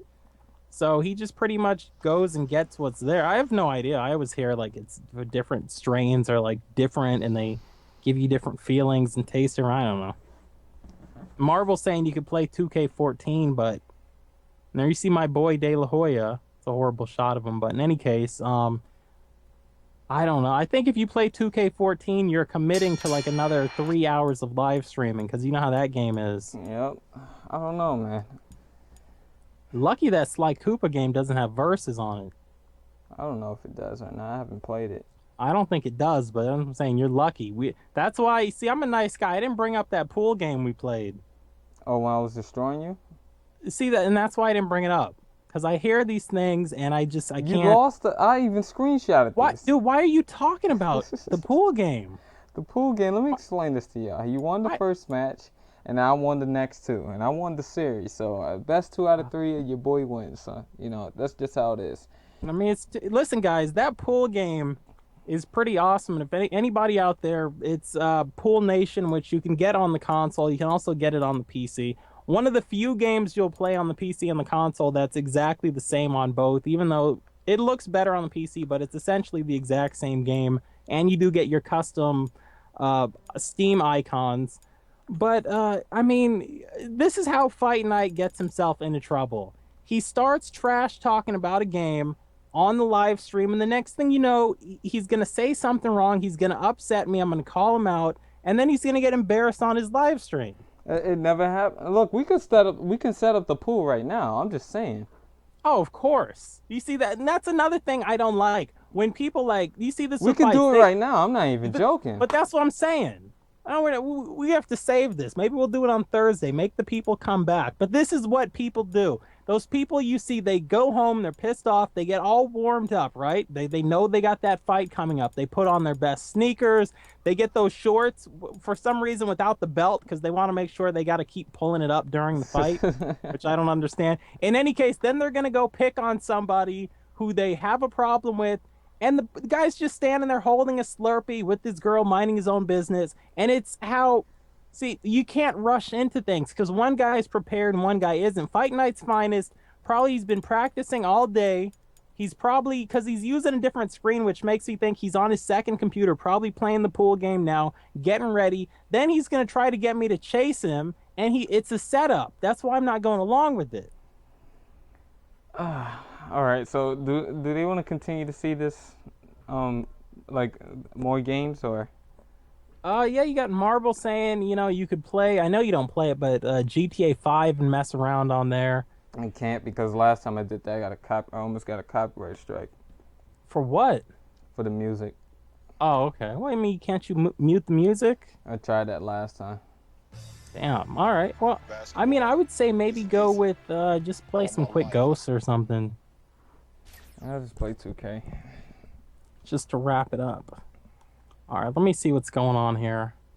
A lot of Miami fans is looking at the cover of their 2K14. It's like, I wish LeBron was still here right now. I think what happened there is you get sick of wearing the same jersey, going to the same stadium, seeing the same people, and you start saying to yourself, my career is only going to last a little bit. I mean, he's got a long career ahead of him, but realistically, you've got a finite amount of years. You want to play for other teams. You want to go to other cities and, see different buildings and stuff. So, I mean, I understand it. Yeah, I know you guys just think I play Fight Night all the time, but man, sometimes I just get bored with that game. It's like that game that you play so much that it's like you're good at it. You could play it, but it's like you'd rather just play something else. Right. But yes, on Thursday, if Fight Night's Finest wants to play me when he's not warmed up, we'll play some pool, and you guys will see what time it is. Yeah, I'll make a whole video for it for you guys. I mean, this guy with his trick shots, and when I'm trying to shoot, he's like leaning on the table, lifting a leg up, trying to. I mean, what? It was ridiculous. He had every cheat code for this game. I haven't seen cheat codes since PS2. Yeah, but I saw you with that Game Genie plugged in. All right, Marble. I'll play with you. Had the Game Genie plugged in, and while he had the Game Genie plugged in, he plugged in the Game Shark. I was like, God. The Game How much Shark. help does God, this you guy going need? old school right now. Yeah, man. Marble, just make it a head-to-head match. But I saw you slide in that Code Breaker disc. Oh my God. Man, he had that about Code Breaker disc. This is that old school. Like the Game Shark was that Game Boy SP, that Game Boy Advance. Dude, you had that old school Game Genie. You like the old Nintendo Entertainment System Game Genie, the orange one with the handle on it. I saw him slide that in. Fight Night likes to mod stuff and go old school. Like when he plays Call of Duty Ghosts, like he has a modded like old school duck hunt gun. Oh my God! Just pulling that orange trigger. I haven't played that in so long. I don't think it would hold up. What, Duck Hunt? Yeah, I don't think so. I don't even know where that is anymore. I mean, I don't even have NES discs. I have some Super Nintendo ones, but I don't think that's gonna hold up. One day I might stream some Contra for you guys with some Pac-Man. Yeah, Contra was the game. Especially like co-op Contra back in the day. Right? I don't even see Deluxe on. I think you might. Marble, you just gotta start the match, man. He's not even on. Uh-oh. Okay, I thought it... Alright, so I'm gonna... Jesus, I want to play with the Knicks, but I hate playing with the Knicks on this game. Just because it's almost like you gotta pass the ball to Melo, and I hate the fact that he's even staying in New York. So we're gonna play one game, and now I'm gonna be pretty much done streaming for the night. Yeah. Well, I mean, that's what I always say. Red Eye's asking me about what would I think about 2K making a boxing series. That's what I've always said they need to. Yeah, they need to do it, man. I'm gonna go old school, man. I'm gonna hit the boy I'm gonna hit my boy Patrick Ewing up. You got Charles Oakley, who used to be on the Chicago Bulls. I don't know why they don't have one with my boy Latrell Sprewell and Allen Houston and Marcus Camby. That was the team back then with Patrick Ewing. That was my team. Mm-hmm. Yeah, but I mean, you've got EA. They're dragging their feet on making a boxing game. 2K could easily swoop in there. They've already established themselves as a company, much like EA, that makes every type of game. And then you got 2K Sports. They're taking over everything. And like, I don't play a lot of different sports games, but everyone who plays the 2K Sports games tell me they're all good. Yeah, you've seen 2K14. Yeah. I think 2K15 is also going to be on the PlayStation 3 as well. So if I don't get a PlayStation 4 by that time, I'll buy it on PlayStation 3. Or I'll probably buy it on PC because I'm gonna build my custom-made PC in the future. Yeah, I mean, we're going to have everybody on there. You got Red Eye. Red Eye's going to get a custom PC. Dave DeRipped one said probably by the end of this month he's going to have that, so he'll be joining me on 7 Days to Die. And I'm going to pick up that game sometime this week, too. Oh, really? Mm-hmm. Okay, nice. I keep watching it, and it's like, I have to have it. I must have it. Get some common sense on there. I mean, no offense to anybody who plays that with me in multiplayer and watches, but they got me into so much trouble on that game. If you watch my first video, how everything was just working well, was fine, you know, and then as opposed to my third video that I just posted earlier today, all of a sudden it's the zombie apocalypse. People breaking into my house every night. It's like, come on, some common sense. And you see how much I'm shooting the gun now, which I hate. You know, Arachnid's videos really did get me into the 7 Days to Die, because at first I was sketchy about it. And then once he told me it was zombies, it really made me interested. And I just keep watching it. I keep watching it. I thought he was going to go cut. No, don't. Yes, you missed. Okay. Push the floor now, right? Yeah, but I mean, you know, honestly, if all of you guys got 7 Days to Die, it's a PC game. You know, I don't know how many people it supports in multiplayer, but I've seen 20 people playing multiplayer before, so it probably, I'm guessing it supports more than that, but at damn sure at least 20. Yeah, man, you got Red Eye saying he's gonna get, you're gonna have the whole group on there. It's gonna be so nice. It's always a dream of mine to have different people doing different things. People watching the house, building the house, getting food, people clearing the perimeter. Yep, I saw that pass coming. But yeah, it does look like a really good game. I really want to know, what's your strategy for getting all that stuff out the chest? Because you got a lot of inventory. Oh, man. Well, my strategy is try to talk some more people into playing that game with me so we can all... Because the thing about that game is, like, I could play that game for weeks or months or whatever, and if you got the game, you can just drop into my game. So if I can get 4 or 5 people, we can all arm ourselves. We can all just make trips from the desert back there. Maybe one guy can just carry food. One guy can carry supplies. We'll each have some guns and some ammo. And, you know, build a big enough place. Snap. What? What? Oh, I got blocked. I'm sorry, Arachnid. All right. Wow, how you just gonna dunk on me like that? That's why you hurt. Guys like that in their free time jumping over Volkswagen bugs. Yeah, you don't see Patrick Ewing get blocked. That's like that's just wrong. Yeah. But, yeah, I mean, it's cool to see so many people are actually, not scared anymore to actually play something on a PC. I didn't get it.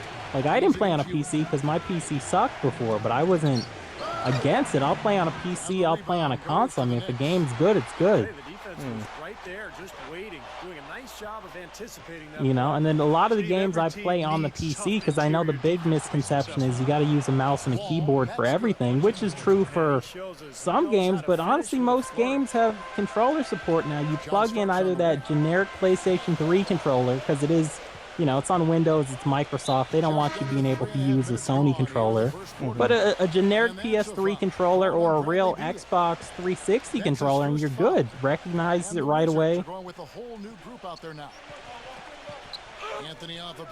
You know, and I know Dang it. Fight Night's been dying to play games with the Xbox 360 controller too. So And that, why are you messing with me right now? I'm trying to concentrate. I'm just saying. We all know you I like hate that Xbox, y'all. I'm just letting you know. layout. I know some of you guys are subscribed to me from Xbox, but I can't stand Xbox.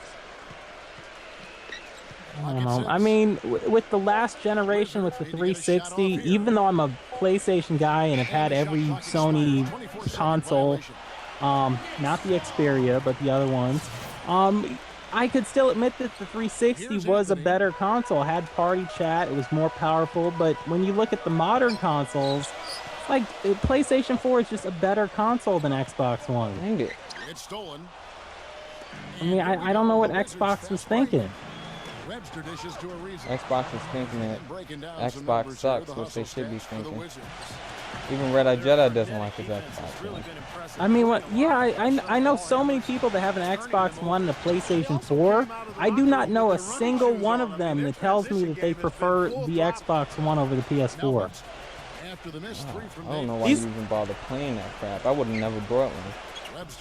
I mean, don't get me wrong. If PlayStation 4 didn't come out, I could see people going to get an Xbox One just because it's a next-gen console, all right. But when you got that choice, and the PlayStation 4 at launch was $100 less, now they're the same price because Xbox got rid of that camera. But I mean, really, I'm gonna pay $100 more for the Xbox One, and there's nothing to play on there. There's nothing to play on either one of them. Yeah, that's true. I mean, if you're going to go with the sports games, I can understand you saying that you want to get an Xbox One because all the sport game content DLC comes out first on Xbox One. But it's like, still at the end of the day, the connection's better on PlayStation, so Yeah. doesn't matter. I know Fight Night's been watching a lot of Big Brother because he's using that British term at the end of the day every stream now. I say that all the time, though. He's got This lag. people in Brooklyn looking at him like,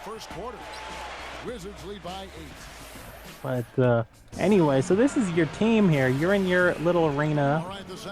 I'm guessing you're not in the stands tonight because you said every time you go watch the Knicks, they always play the same team. Every time I've seen the Knicks game, they play the Wizards, so it's like... Yeah, so... And the funny thing is, I used to work around Madison Square Garden. I never went to a Knicks game or a Rangers game. Oh, I don't watch hockey. What's up with the chat, though? It's like you forget about the chat. No. You act like I forgot about Dre. Forgot about who? See, remember that song? All right. Anyway, so we've got, Red Eye saying he's not even an Xbox fan anymore. He's talking about how the servers are shitty online. He's talking about the Xbox. Oh, we saw. Yeah. I mean, he's talking about how the Xbox One, like I said, it's an entertainment console. It's not a gaming console. Yeah, Which they really screwed up big time doing that nonsense. it's like, okay, if you don't want a game on a PC, you can just do entertainment stuff, Skype, Twitter, Facebook. You know, you can watch sports and live stream and that kind of stuff. But at the same time, if you want to play games, you can play games. Whereas I feel like the Xbox One, they did all that entertainment PC stuff, but then when it came to the games, even when you would look at some of the early commercials, it's like secondary to them. Yeah, I don't know why they're taking that route. You know, like, I was actually saying, if you have one or the other, even if you get the Xbox One first, which I think you get the PS4, but if you had the Xbox One first, and you're thinking about another console and you have to get one, and you already have a gaming PC, by the way, at this point, I'd actually go with Wii because, you know, at least Wii's got some other stuff. What are you going to do? Get a PlayStation 4, you already have an Xbox One, play the same stuff? Or if you have a PlayStation 4, why would you get an Xbox One? Now, Rackley, I'm playing this basketball game right now, and I know how you was always talking about how the games are too high scoring. Well, this is a really good defensive match right now. Marbles has 13 points. I have 8, and it's the second quarter, so this might be a match you really want to tune into. Like, this is a defensive showdown with the young Marble. Huh, I'm seeing, I don't know what John Garcia is talking about. He's saying, have you played the Fight Lights Out? That's a PlayStation Move game. where it's like, I don't have PlayStation Move, so I haven't played it, but I definitely seen walkthroughs on it. It was a game I was actually considering getting. Yeah. But it's like so unnecessary to have the PlayStation Move. Yeah, I mean, I know people who like it because, you know, there's kind of cool games you can play. I guess it adds another aspect. If you want to play games that are like exclusive for the Move, I get it. But then there's some games you can play with the controller or Move, and it's like, yeah, I just play with the controller. Yeah. You know, You like play most of your PC games with the controller anyway. yeah, The but cat's that's out of the just- bag. He's not a PC elitist. He doesn't use a mouse. But that's not what it's about. That's not what makes you a PC elitist. By the way, I think a lot of people are console elitists, but it's just such a misnomer that when you play, because there's games you can play on the consoles, by the way, that have keyboard support and mouse support, and I've played some of those games with the mouse and keyboard. You know, at the same time, I just play whichever feels better. You know, some things just work better. We talked about League of Legends. If they said tomorrow I'm you could almost plug out of your- bronze, y'all. For anybody who plays League, I'm almost out. I got one more game. If I win this next game, I'm gonna be in silver. I'm gonna throw myself a little party. You know, I'm gonna make sure I have my cheeseburger and French fries, my famous thing that I sit back and I watch Thursday Night Throwdown with, and I'm going to celebrate. Well, I mean, if they told you tomorrow, hey, we got controller support on League of Legends, just plug your PS3 controller, and you wouldn't even do it. No, I want it. And much like a lot of games, there would be people who do it and they'd get killed because their response time is going to be too slow. I won't even have the same accuracy. Yeah, I mean, you probably wouldn't even be able to like click on a part of the map and jump there. You probably have to drag the little cursor to the corner of the map and just drag the camera up there. It's not gonna work. That's what I'm talking about. Some games just work better with certain things. Yep. You know. Forgot he's not a three-point shooter, but it's wide open. I made one earlier, if I'm not mistaken. And talking about games that I've heard you talk about but haven't got, I mean, I heard you talking about that Killzone Mercenary. No, well, you know what happened with my PlayStation Vita. So let me tell you guys the story. Oh! Hold on. Oh, you didn't finish. That was a great crossover. But let me tell you the story about what happened with my PlayStation Vita. So basically, I'm sitting down, I'm chilling, I'm playing the PlayStation 3. I'm relaxing, I'm not bothering anybody, playing a little bit of Fight Night. And my mother comes in the room. She's upset, she's pissed off. She told my brother almost an hour ago that he better get those dishes washed. And you know how black parents are. If you don't do something, they take extreme measures to make sure that it gets done. Now, I'm sitting back and I'm just thinking, okay, she always threatening that she's going to do something, don't end up doing it. My brother had to go in there and wash the dishes. He didn't want to get up to go wash the dishes. He was tired, he was sleeping during the day, and he was doing some other stuff, but we're not going to talk about that. So he's sitting there with my PlayStation Vita, up there watching Netflix. So I'm thinking, okay, you know, he's watching Netflix, not a big deal. You know, she's not going to throw the water on. So she comes in with this bucket, and she said, do you see this? Now this bucket has ice in it, it has water, and she's standing there, and she's like, you better get up to go wash those dishes. So she comes back a minute later, he's still sleeping, has the Netflix on, throws the bucket of water on him, and destroys my PlayStation Vita. The charging doesn't work on it, the left stick is screwed up, and then eventually now it's to the point I can't even charge anything on it. And that's what happened with that. It sounds to me like when your brother gets some money, he needs to either buy you a new one or pay to get that one fixed. She needs to fix it. Yeah, but I mean, he was the one who had it. It's his responsibility to take care of it. She might not have even seen it there. No, she knew it was there. Now you can't play Killzone Mercenary, but that answers the question that people always ask: is the PlayStation Vita waterproof? No, it's not. I guess not. People trying to play it in the shower, and now you know. I don't even know why people like buy like waterproof cases and stuff like that. That shit doesn't work.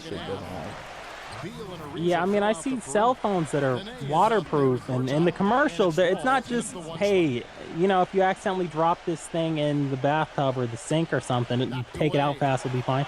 It's like people on vacation in the pool with it. It's floating around. It's like, you're doing too much. I mean, you need to play Angry Birds while you're going off the high dive. Right? It's not necessary. I mean, sometimes maybe you need it while you're waiting for that high dive. I know the pool I used to go to, kids used to go up there and get scared, and if you were in line, just wait there all day. No, I would have pushed somebody off. Yeah. Well, I mean, you had those strict lifeguards that ban you from the pool for life, but I would hear that. Like, hey, just go up there and push them off. They don't want that release German into the suplex thing. Into the pool then. You know, run up behind him, hit him with one of those flying diamond cutters into the pool. Yeah. Tell me what I should do. We're talking about, we got to talk about this because we talked about all the matches that we watched earlier today. We did not talk about Nigel McGuinness versus Doug Williams. That beautiful catch-as-catch-can European wrestling style match. There needs to be a wrestling game that's slow, like how real European wrestling is slow. The same way when you play Fight Night and you see how many punches are thrown in the round, you're like, they should correct this. There should be some setting where you can set it to like sim, because they do that in like certain racing games. Set it to sim, set it to arcade. You know, that's what they need to do. You need to be able to go on there and have that match where it's more defense, less punches are thrown, less things connect. You know, maybe fix the stamina a little bit so it kind of matches up with the punches, and really have that sweet science belt that you've never been able to have on a boxing game. Exactly. We gotta talk about that match, but first I want to know what's going on in the chat, man. Not much going on. Okay, I see you guys abandoned me because I'm playing 2K. Yeah, people jumped out. They're like, yeah, well, it's not Fight Night anymore. So. I mean, the guys are still wearing like, you know, boxing shorts. Pretty much the same thing. They still have sneakers on. It's almost the same sport, just without the punching. And there's a ball in the ring. I can't believe I ain't Sherman that. See here.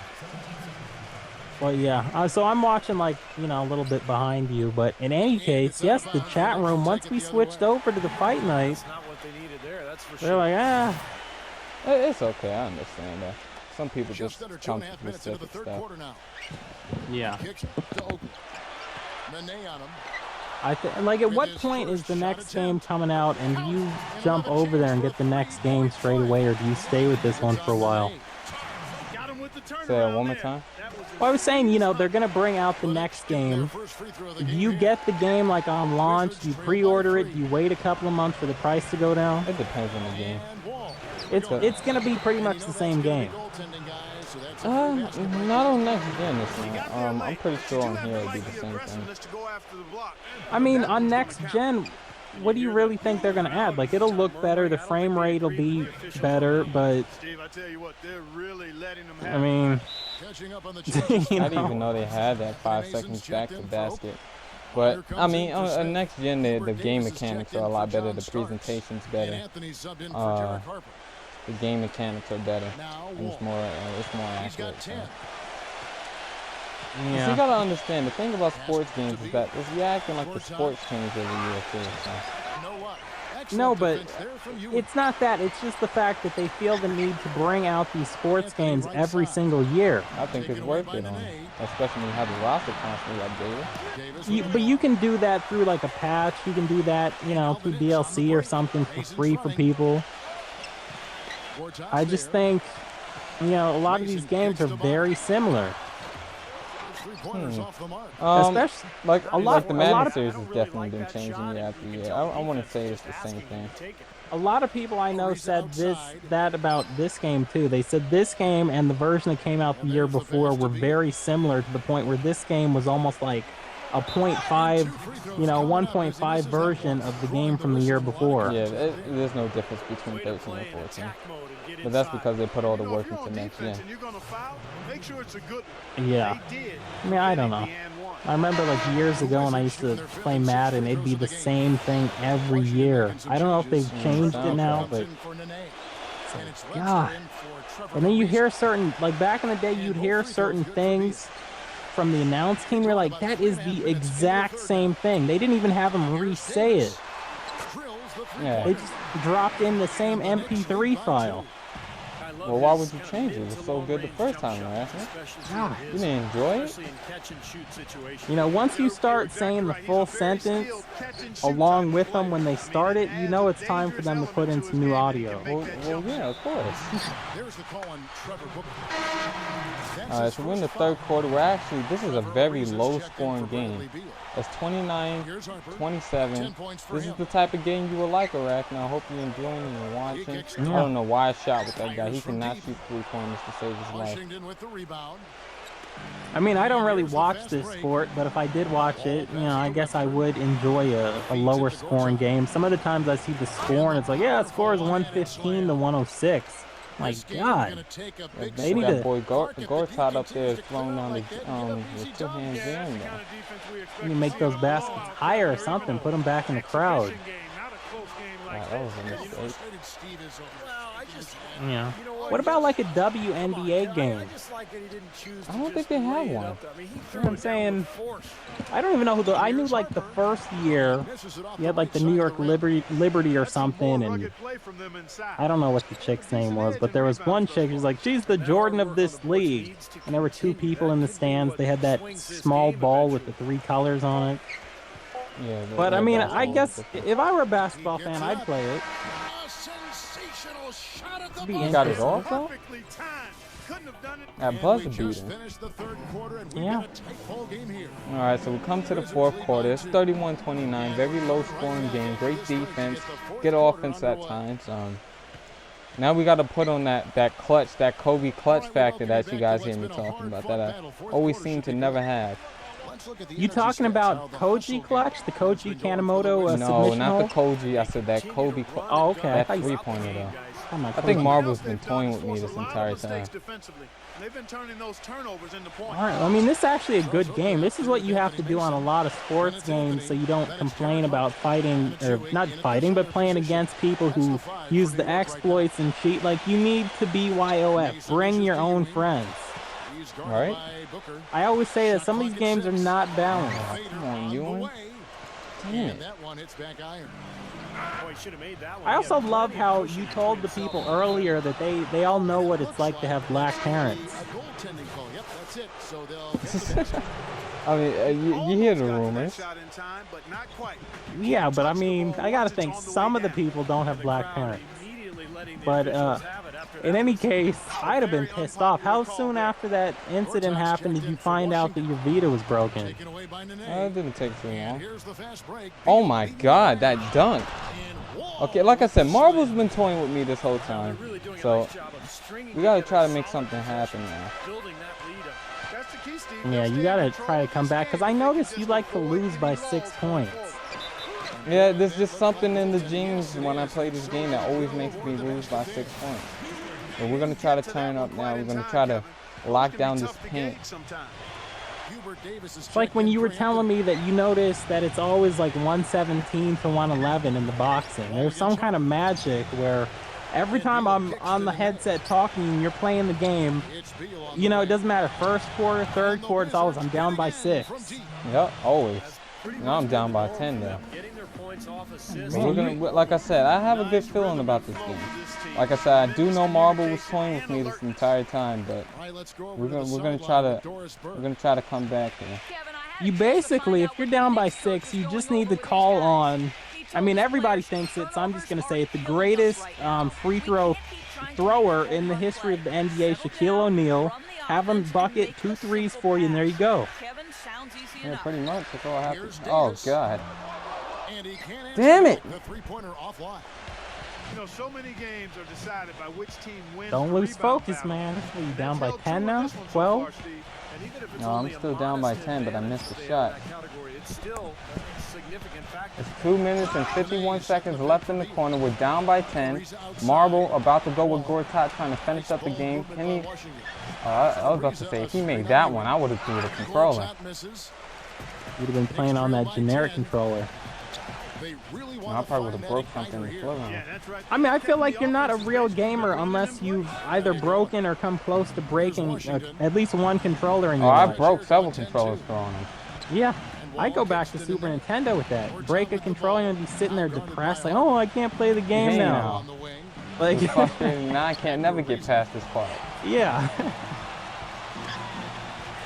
Remember, I had on Super Nintendo had one of those turbo controllers where you could just like take that switch all the way back. So when you're playing Street Fighter, like you could do that 99 hand slap with the Honda, or you could do the test your might and always break through the car. Yeah, I don't know how you can say that you're a real gamer and you have not broken controller. I broke PS2 controllers. I broke a couple of PlayStation 1 controllers. Definitely broke some PlayStation 3 controllers playing Fight Night. I actually don't even own a real PlayStation 2 controller anymore. All I have is like generic GameStop I can't hear you, ones. but you gotta push the floor right now. Oakley's got 6 rebounds here tonight. He's just been ice cold. I mean, he cannot God. find the ring.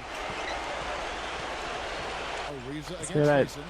stick vibrating back there. There we go, that reverse layup from Ewing. He's trying to put the team on his back. That famous number within 6. Can we get it done? Yeah, but I was saying I have a generic GameStop controller because I actually broke all of my PlayStation 2 controllers. I had one that was semi-working. I slammed it down on like the bottom, so the screw came loose, and when the thing started like vibrating, like it wasn't staying in one spot. You heard it moving around in the controller. Yep, I got 2 GameStop controllers, and some of those are even broken.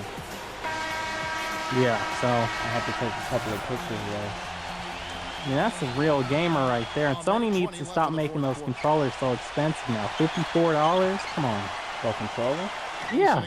I know, right? That's what I'm saying. That's a Trust me, game. I broke enough to know.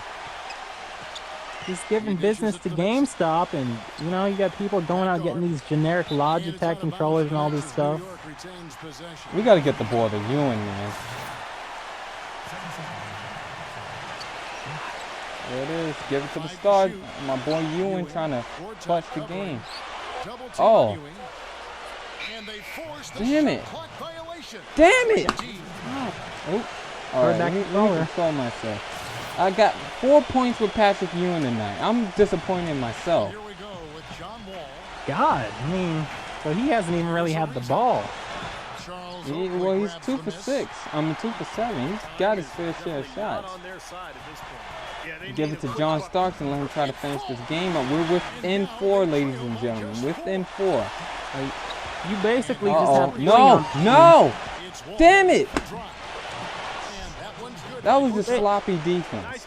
You basically just have Ewing on the team to sell tickets and jerseys. Pretty much. He's like Melo. Not doing anything. You said what? He's taken only like 8 shots tonight? Oh, right there. There we go. Uh-oh, within 4. We have to foul. Yeah, he threw it out of bounds. Cheapness coming through. Have to foul. Where's that sportsmanship? Smith comes in for Anthony Mason. And John Starks is subbed in for Good focus. Ah, Ewing, no. Foul. Damn it. Damn it. They've led by as much as 10. Well, you do what you have to do to extend this Oh, game. man.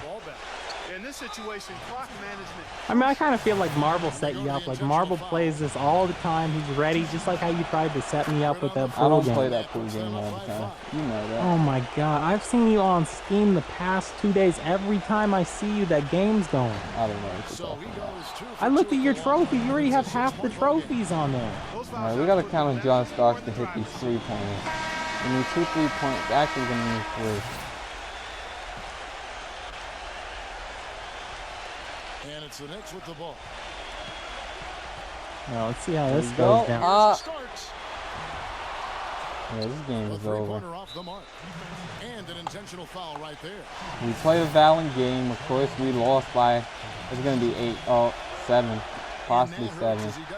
But Trying to focus now on the second. Yeah, huh? it wasn't 6 at least. Yeah, good. You're getting worse. Makes it a 7-point lead. Losing by 7 now. Now Harper gives him the lead pass. Money! And that's going to be the end of this game, and that'll be the end of this live stream. I hope you guys enjoyed. We lost by 5, so we improved Arachnid. That's good. I hope you guys did enjoy watching the stream though. Thanks for leaving comments. Remember to check out Thursday on Thursday Night Throwdown, July 24th.